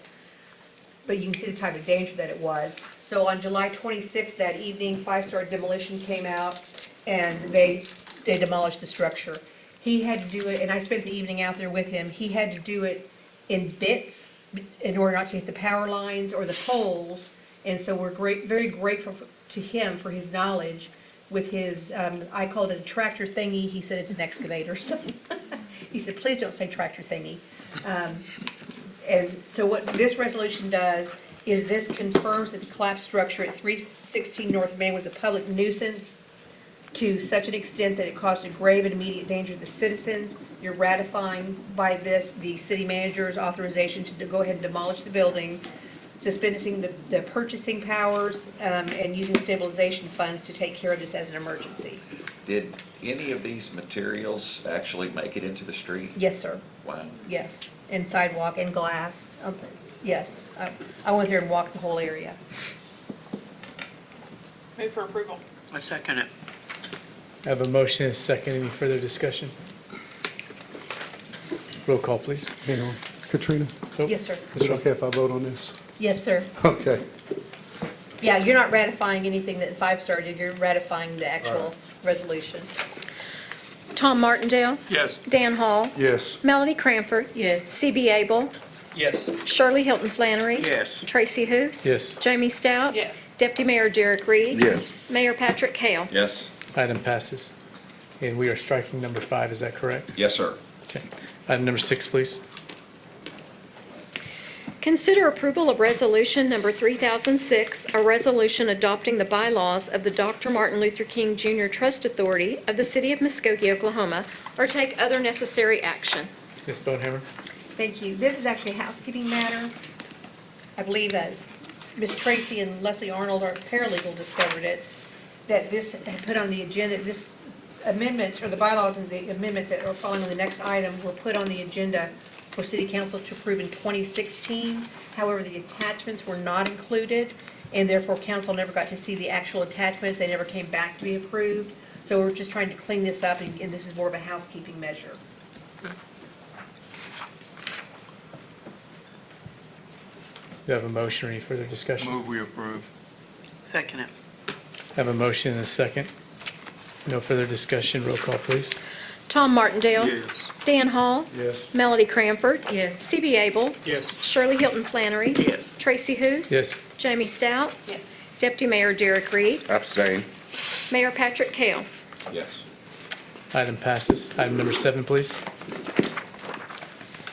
Consider approval of resolution number 3007, a resolution adopting the amended and restated bylaws of the Dr. Martin Luther King Jr. Trust Authority of the City of Muskogee, Oklahoma, or take other necessary action. Ms. Bonehammer?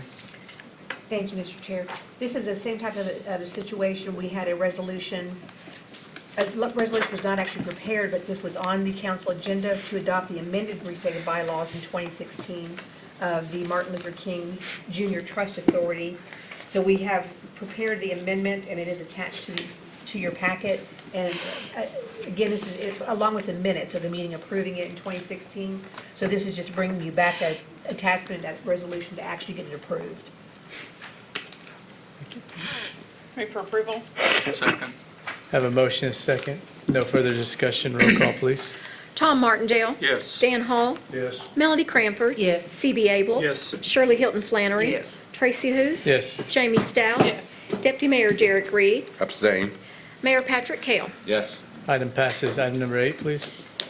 Consider approval of a right-of-way application to the Muskogee Creek Nation, herein described as a strip of land being 20 feet wide lying in the part of the west half northwest quarter of Section 13, Township 15 North, that should read Range 18 East, of the Indian Basin Meridian, Muskogee County, Oklahoma, in perpetuity for the use of installation of a force main sanitary sewer to be constructed by the Muskogee Creek Nation and thereafter accepted by the City of Muskogee into city maintenance or take other necessary action. Mr. Stewart?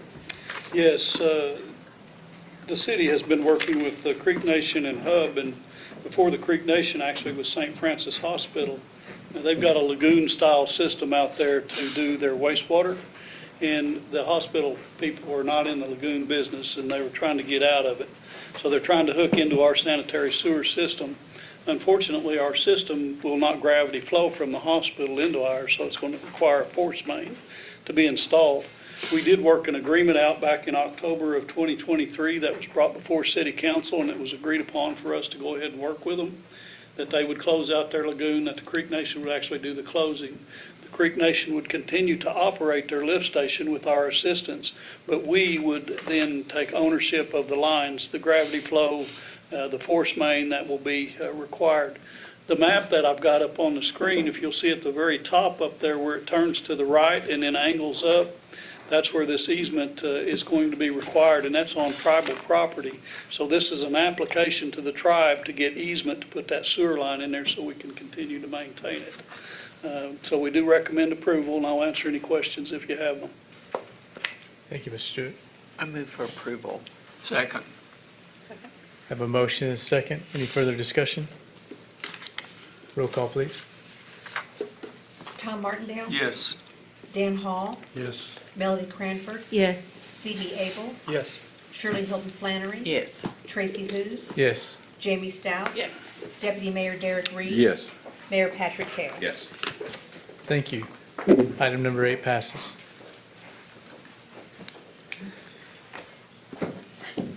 Just give a second. Those long finance meetings, just getting everybody. Sorry. Okay, item number 9, please.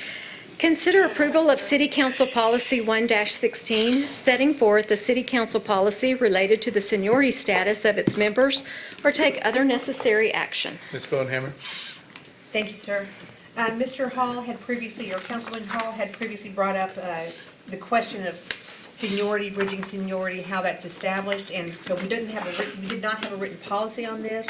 So per his direction and direction of staff, I did prepare a seniority policy of what we currently do, and that's in your packet, and it's Council Policy 1-16, which basically says that it's to help clarify the standing of city council members who were previously members of council and were elected to city council after an absence. So our current policy and procedure, which is reduced to writing, subject to your approval, is the City Council of the City of Muskogee hereby establishes a policy that a city council member's seniority shall be based on the uninterrupted length of their continual service, and that there will be no bridge for seniority for a city council member who serves any time off the city council of the City of Muskogee. A returning city council's members' prior seniority will not be bridged based on their previous tenure as a city council member. I appreciate you putting that together, and I move for approval. I second. Have a motion and a second. Any further discussion? Roll call, please. Dan Hall? Yes. Melody Cranford? Yes. C.B. Abel? Yes. Shirley Hilton Flannery? Yes. Tracy Hous? Yes. Jamie Stout? Yes. Deputy Mayor Derek Reed? Yes. Mayor Patrick Kell? Yes. Item passes. Item number 10, please. Consider approval of City Council Policy 6-4, uniform method of filling vacancies on boards, commissions, public trust, or other entities, or take other necessary action. I'm sorry. Go ahead, Mr. Following Ms. Bodenhammer, again, at the same meeting, we discussed the method that we use to fill vacancies on our boards and commissions. While we do have our ordinances in place that outline that, we did not have a policy that set it out clearly. So I did compose a policy based on what was established in the ordinances that are listed. It basically just goes straight from the ordinance, and I'll be happy to answer any questions. Do you have a motion or any further discussion? Move for approval. I'll second it. Have a motion and a second. No further discussion. Roll call, So- please. Does this have anything in here where it talks about the length of terms, like 4 years? No, those are per each board. That is not, this is just how we fill the vacancies. It doesn't have anything to do with the term limits or the term lengths of any of the boards and commissions. Okay. Okay? That's totally separate. Any further discussion? Roll call, please. Tom Martindale? Yes. Dan Hall? Yes. Melanie Cranford? Yes. C.B. Abel? Yes. Shirley Hilton Flannery? Yes. Tracy Hous? Yes. Jamie Stout? Yes. Deputy Mayor Derek Reed? Yes. Mayor Patrick Kell? Yes. Item passes. Item number 11, please. Consider approval of the recommended designation of an acting city manager in the temporary absence or disability of the city manager in accordance with Charter 303, or take other necessary action. Mr. Miller? Yes, thank you, Chairman and members of the committee. This is, pardon me, I have my microphone turned off. Thank you, Mr. Chairman, members of the committee. This is another one of those housekeeping items. The charter requires me to have this memo on file with you.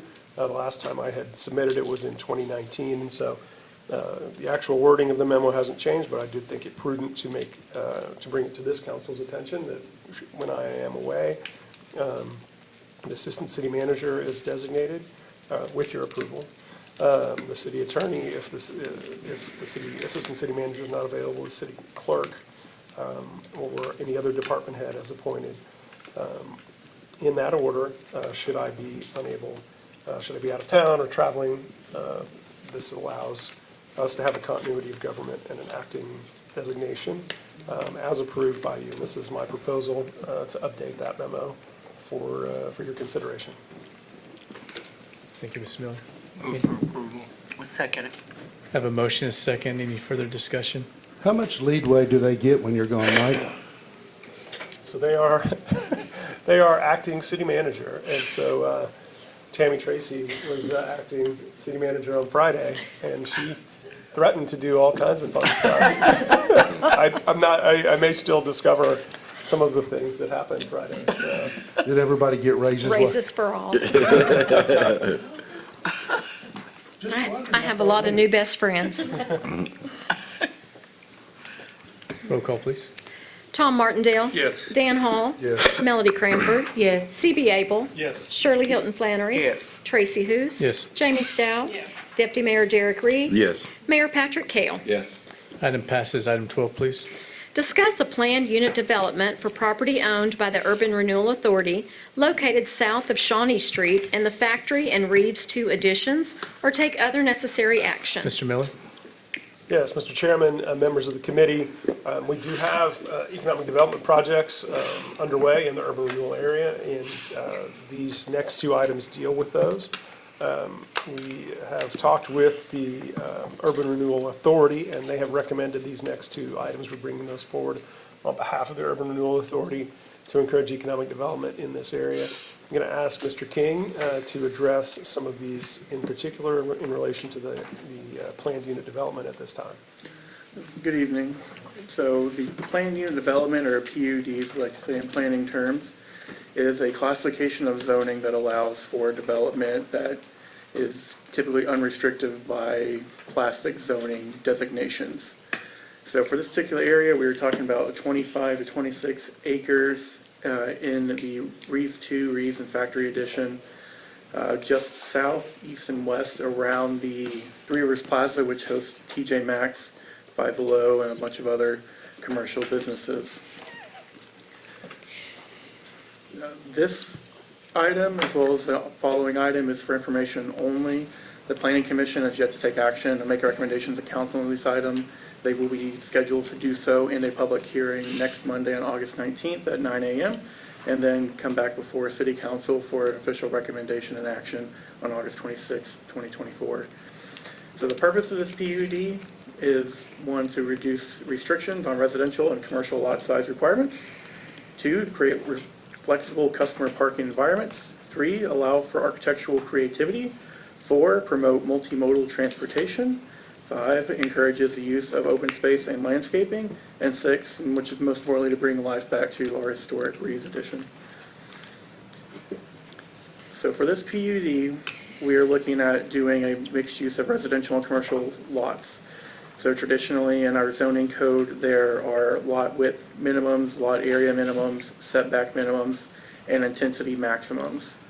So for a lot of the residential, we are reducing a lot width and area down to 0 to help promote close development and unrestricted development of housing sizes within the PUD, which includes a reduction of a 5-foot setback in the front and a 1 foot on the side setbacks to kind of help bring that closeness and community that is needed for this type of promotion of economic development and community development.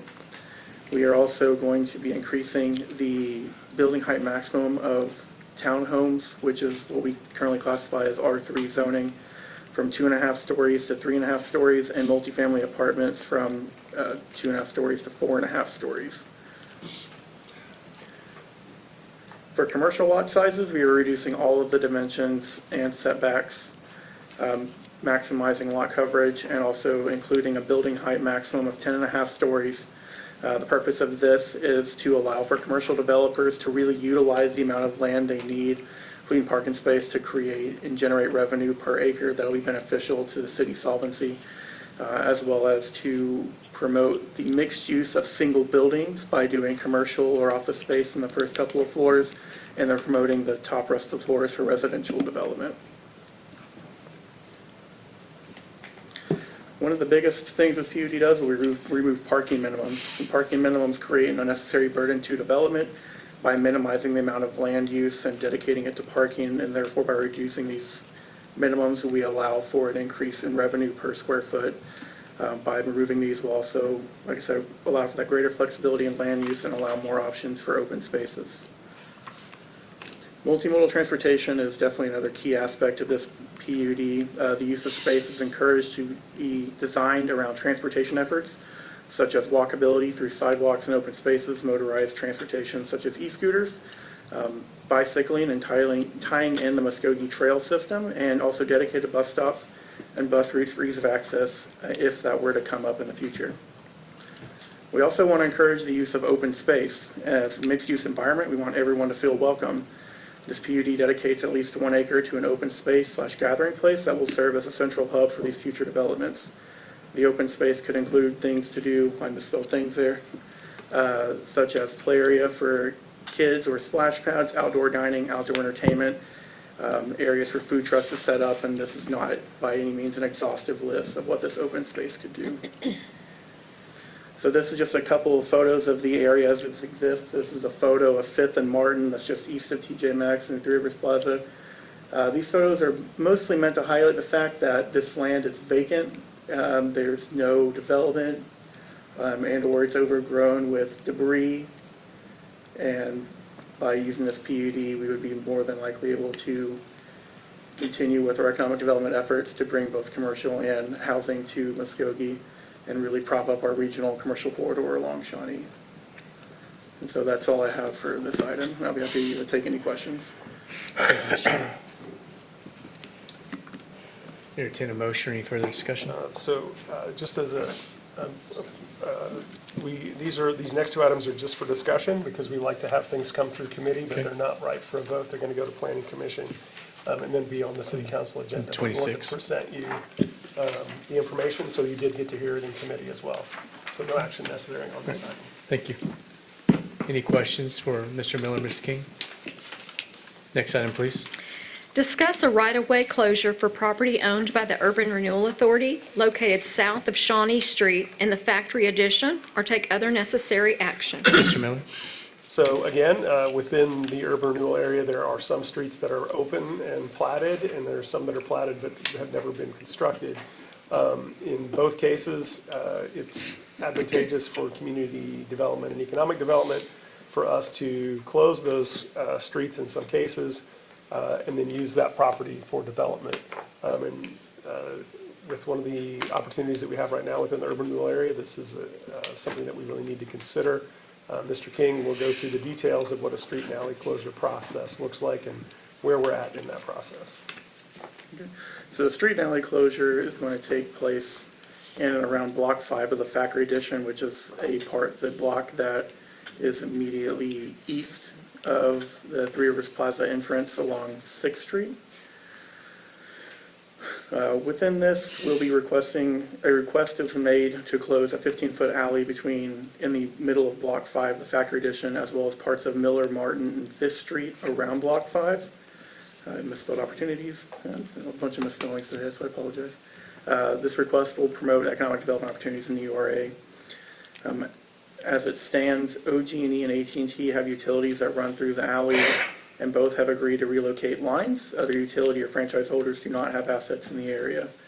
Again, this is just for information only. The Planning Commission will make an official recommendation to City Council at their meeting on August 19th, 2024, where a public hearing has been scheduled. That is all I have for this item. 26. Okay. And then, so, just talk a little bit about the process of how this works. So when an entity or an applicant makes application to close a street, we have to notify all the franchise or easement utility holders within 30 days of the potential of an ordinance being adopted, which we have done, as well as to serve a 15-day public notice. Those property owners within a 300-foot radius of the area that has to be closed, and we have also done that to also be published in the local newspaper. Once the planning commission makes a recommendation to council and council approves that recommendation, we will have to go to district court to vacate the alley in full, at which point it'll be registered and reflected in county records that the area has been closed. So this is a multi-step process, and this is the very beginning of this process. Thank you, Mr. King. Any questions? All right. Next item, please. Discuss and take action on the Renew and Rebuild Grant Program awarded by Main Street Muskogee to authorize the use of a resolution to allow the Renew and Rebuild Application Review Team at Main Street Muskogee to issue certificates of appropriateness on behalf of the Historic Planning Commission. Mr. King. So I'm actually going to let the Deputy Director of Planning, Sarah Winkle, take this item. Good evening, Chairman, Public Works Committee. The Renew and Rebuild Grant is being offered by Main Street Muskogee to property owners who wish to make building improvements, renovations, and/or additions to commercial property in the Main Street Muskogee designated district. What this resolution is requesting is that we allow Main Street Muskogee to approve those certificates of appropriateness on behalf of the Historic Preservation Committee to make that process smoother. We have done this with other grants, which included the Main Street Muskogee facade grant, as well as the Neighbors Building Neighbors Muskogee Historic Revitalization Subgrant Program. I'd be happy to answer any questions. This also is for information, as it will be going to the Historic Preservation Committee for a vote next week. Move for approval? Second. Have a motion and a second. Any discussion? Tom Martindale? Yes. Dan Hall? Yes. Melody Cranford? Yes. C.B. Abel? Yes. Shirley Hilton Flannery? Yes. Tracy Hous? Yes. Jamie Stout? Yes. Deputy Mayor Derek Reed? Yes. Mayor Patrick Kell? Yes. Item passes. Next item, please. Consider approval to authorize the city manager to negotiate and execute a contract between the City of Muskogee and Okie Safety for the plan review of commercial building permits and commercial inspections, or take other necessary action. Mr. King. The City of Muskogee used Okie Safety for the last 2 years to help facilitate and expedite the review of construction documents for commercial building permits. In previous iterations of this contract, Okie has only conducted plan reviews. In the last year, we have held discussions with Okie about conducting on-site commercial inspections in addition to the commercial plan review. Given the recent turnover and exceedingly high cost and low availability of unlimited building inspectors, the planning department believes it is in the best interest of the city to work with Okie Safety for all commercial permitting and inspections. The current schedule discussed is for inspections to be scheduled on Monday, Wednesday, and Friday. We already request a 24-hour lead time for inspections with our inspections division, so if Okie Safety were to take over commercial inspections requiring that 24-hour lead time to be either have those inspections conducted on Monday, Wednesday, and Friday, wouldn't be out of the norm of what people are already used to doing within the city. We will retain a residential building inspector on staff to handle all residential permitting and to serve as a city building official. At this time, our current building official can do emergency inspections for commercial permits during the off days for Okie Safety's scheduled inspection days. This ensures that no matter what day of the week it is, if an inspection is called in, it will be taken care of within 24 hours. Our existing contract is a budgeted line item at an annual cost of $40,000 per year. Additional inspections would increase the contract price to an estimated $157,000 per year based on a 2.5-day inspections per week at a weekly cost of $2,200 for each of the total 52 weeks in a year. In addition to these increased costs, we do anticipate a savings of almost $150,000 in personnel costs by switching to Okie Safety for inspections rather than hiring and maintaining 3 unlimited building inspectors on staff. This switch would offset totals by almost $33,000 per year, saving the city money in the long run. Thank you, Mr. King. Planning staff recommends approval and will answer any questions. Any questions? So are we currently using this Oki? We use Okie Safety just for commercial plan review, so they'll submit a permit. We will send the building plans and construction documents to them, and they will conduct the review to make sure that it's in conformance with the 2018 building code. And I don't have a dog in this fight, but who's been going around and checking for fire suppression systems here lately? The fire marshal's office takes care of fire suppression system as a purview of the fire department and the International Fire Code. Okay. Are they not involved in the planning stages of like remodels, when people give you like what they're gonna do with property and stuff, or building? Are they not involved up front? So when we receive an application for a building permit, usually it's the first time we've seen those and those construction documents. But when we receive those documents, they are sent to the fire marshal's office for their review in addition to Okie Safety, to try to help meet the needs of the citizens of Muskogee and the commercial businesses in this area. Okay, I've had a couple of, I don't know if anybody else has, but I've had a couple people that were doing remodels and stuff here. They were rebuilding like apartment complexes, and another guy was building a new building, and it's almost like he waited till the last second to show up and go, nope, you can't fill this in, you gotta start all over and put a fire suppression system in. Is that possible, that he's waiting till the very last, till they're almost done to do that? Or should he be more involved up front? So it's more likely not possible that the fire marshal is waiting the last spot. In the International Fire Code, you are not required to submit fire suppression drawings until you've completed up to at least 50% of the structure. So on some projects, we get those fire suppression drawings up front, but other times we don't get those fire suppression drawings until they're about halfway through. And the problem that we have seen with that is sometimes the property owners that are contracting the work to do the fire suppression drawings with their actual contractors on the ground don't communicate very well sometimes, and they start doing work and we go in and do an inspection, we're like, whoa, you gotta wait because we don't have your fire suppression drawings yet. But that is one of the issues we have recognized as an area of improvement within our inspections department and within the building community within the city, and we are working to actively make corrections and changes. Okay, because, like I said, I don't have a dog in the fight, I'm just getting some phone calls about some stuff, and I'm like, I don't know, I don't build, and I don't do fire suppression systems. But I just thought I'd ask. I saw this on, and I was like, hey, I could ask. Yeah. So thank you. You're welcome. I move for approval. Second. Have a motion, second. No further discussion. Roll call, please. Tom Martindale? Yes. Dan Hall? Yes. Melody Cranford? Yes. CB Abel? Yes. Shirley Hilton Flannery? Yes. Tracy Hous? Yes. Jamie Stout? Yes. Deputy Mayor Derek Reed? Yes. Mayor Patrick Kale? Yes. Item passes. Item 16, please. Discuss an upcoming hearing for a specific use permit to allow a dog boarding facility to operate at a location near Hancock Street and Foltz Lane, or take other necessary action. Mr. King? So in your packets, there is a site plan and a zoning map of this property. The property's not been addressed yet, but if you're familiar with where Foltz Lane is on Hancock, it's just west of that, and it's just a little bit east of the new Warrior Addition that the Cherokee Nation has built within the city. So this is a 5-acre parcel that was purchased and platted this year by Shelley Leckwey. We heard and approved this final plat back in May of this year, well, end of April, beginning of May. And their request is that they're going to split the property in half because it's dually zoned. The front half is zoned C2 local or general commercial, and the back half is zoned R1 single-family residential. And so they want to put their own private residence in on the back half that's zoned residential, and on the front half, they want to do a commercial dog boarding facility, which by definition in our zoning code would meet the definition of a kennel. And so since it meets the definition of a kennel, they have to make application to the planning commission for a specific use permit, because kennels in their nature create such an intensity of land use and also may create such public nuisances that the governing body needs to have time to review the request and prevent safeguards to protect the community from anything that may come out of overspill from this.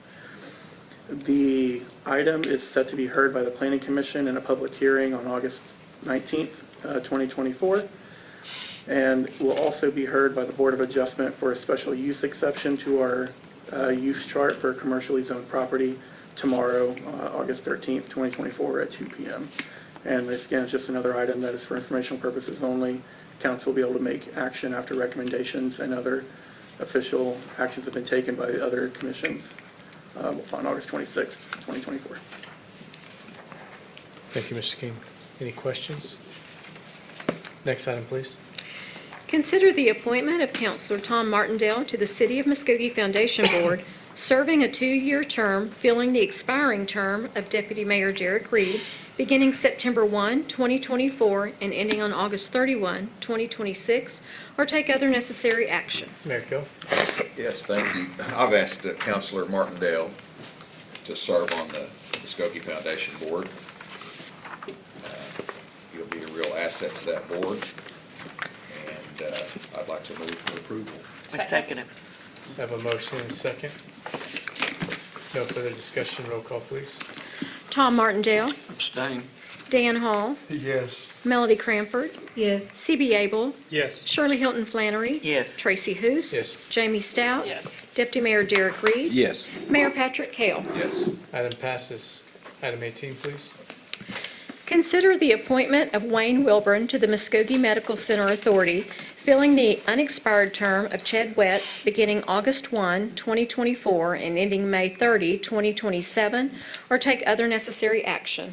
Counselor Hilton Flannery. Yes, Wayne Wilburn, who just recently, I think, retired as a banker for many, many years, is a great asset to this authority, and I'm wanting to put him back on. Move for approval. Second. Have a motion and a second. No further discussion. Roll call, please. Tom Martindale. Yes. Dan Hall. Yes. Melody Cranford. Yes. C.B. Abel. Yes. Shirley Hilton Flannery. Yes. Tracy Hous. Yes. Jamie Stout. Yes. Deputy Mayor Derek Reed. Yes. Mayor Patrick Kell. Yes. Item passes. We do have 3 citizens signed up to speak this evening. I want to call your name. Please come up to the podium and state your name for the record, and you'll have 3 minutes. Judith Whittington.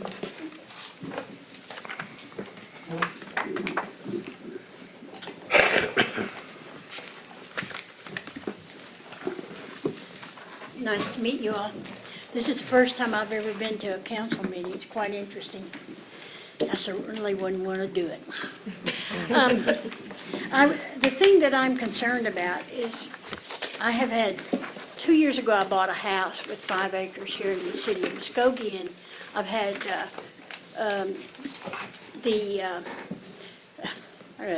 I'm 79, I can't even think.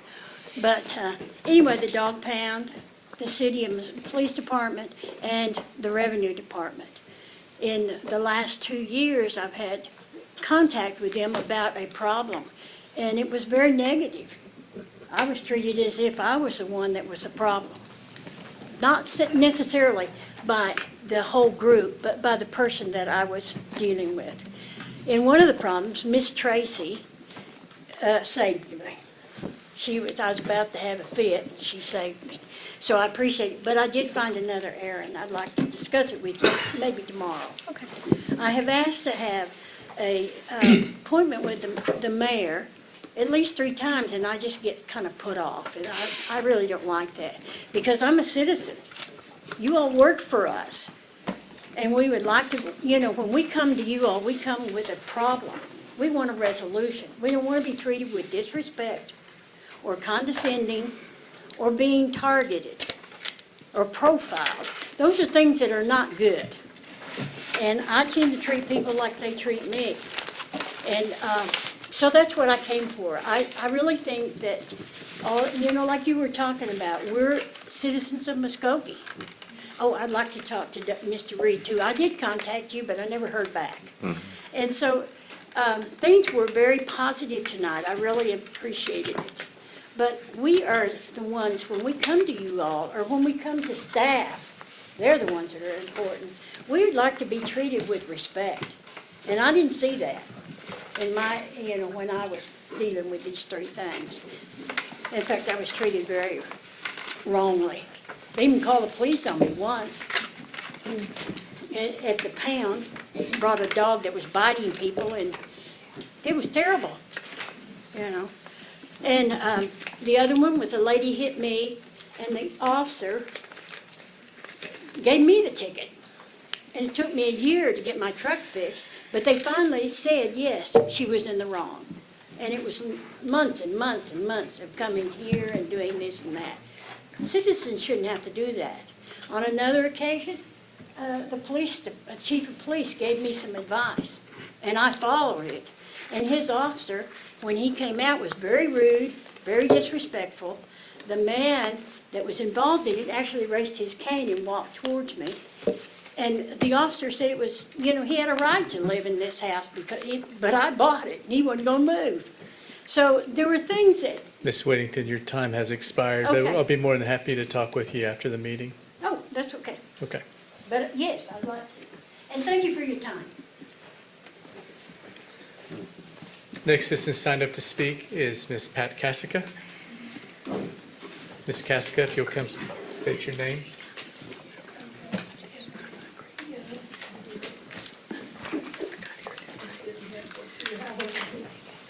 It's a long finance meeting. It's Deputy Mayor Reed's fault. Okay, I want to talk about increasing the quality of life in Muskogee for our veterans. If there is one thing that I would like to change, to see happen in Muskogee, is every veteran living in a home of their own. They are a special group in which I want to focus on because of their unique relationship with protecting the U.S. against its enemies. In northeastern Oklahoma, there are approximately 52,000 veterans being served, ages 65 to 75 plus. There are 1164 Muskogee veterans. Besides food, clothing, and shelter, some are also struggling with mental health and physical issues. First of all, there should not be any service veteran that is homeless, living on the streets. I propose that the city or someone write a grant or someone assign a resource team to get on the phone and start calling people who want to donate homes, who want to raise money for the city, people, architect students at these colleges that want to build these tiny homes, to come in and get these veterans homes. The cost of a tiny home for 600 square feet is about $14,000, according to Amazon. Currently, the state laws are not that strict for the location of these homes as long as they are in a residential zone.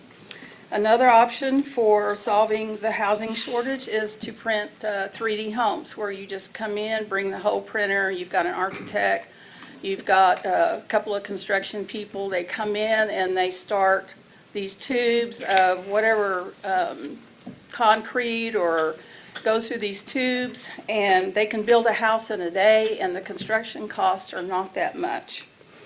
They are less expensive, and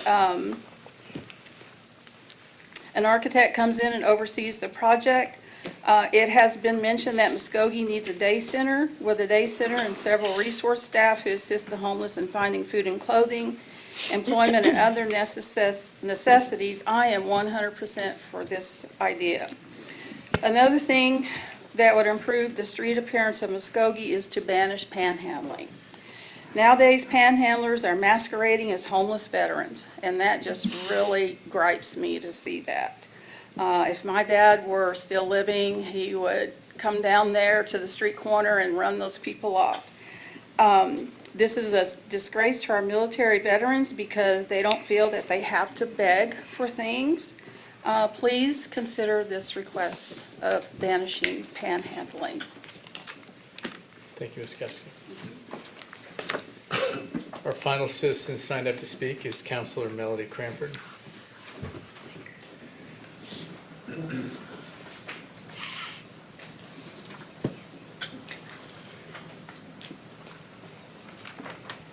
Melody Cranford. I don't need 3 minutes for this. On Thursday, August 15th, it is City Hall Selfie Day. So I'm standing to challenge every person on the city council to take more selfies than me. We really want the city to get engaged in this. It is a way to celebrate public service and to showcase pride in our local government. So on Thursday, August 15th, throughout the whole entire day, we're inviting the whole city of Muskogee to take selfies all around town at our city buildings. You have to hashtag City Hall Selfie Day. and tag the city of Muskogee. And this is part of the Engaging Local Government Leaders Challenge, and we want the city of Muskogee to try to win this. All right, so we're inviting all of the citizens, and I'm challenging you guys to see who can get the most selfies. Now, I'm gonna give you a head start because I have to work Thursday. So I won't start until 4:30 at Depot Green. So, y'all ready? Y'all ready? Ready. All right, let's do it. So I'll wear the same thing Thursday? And that concludes tonight's Public Works meeting. Thank you.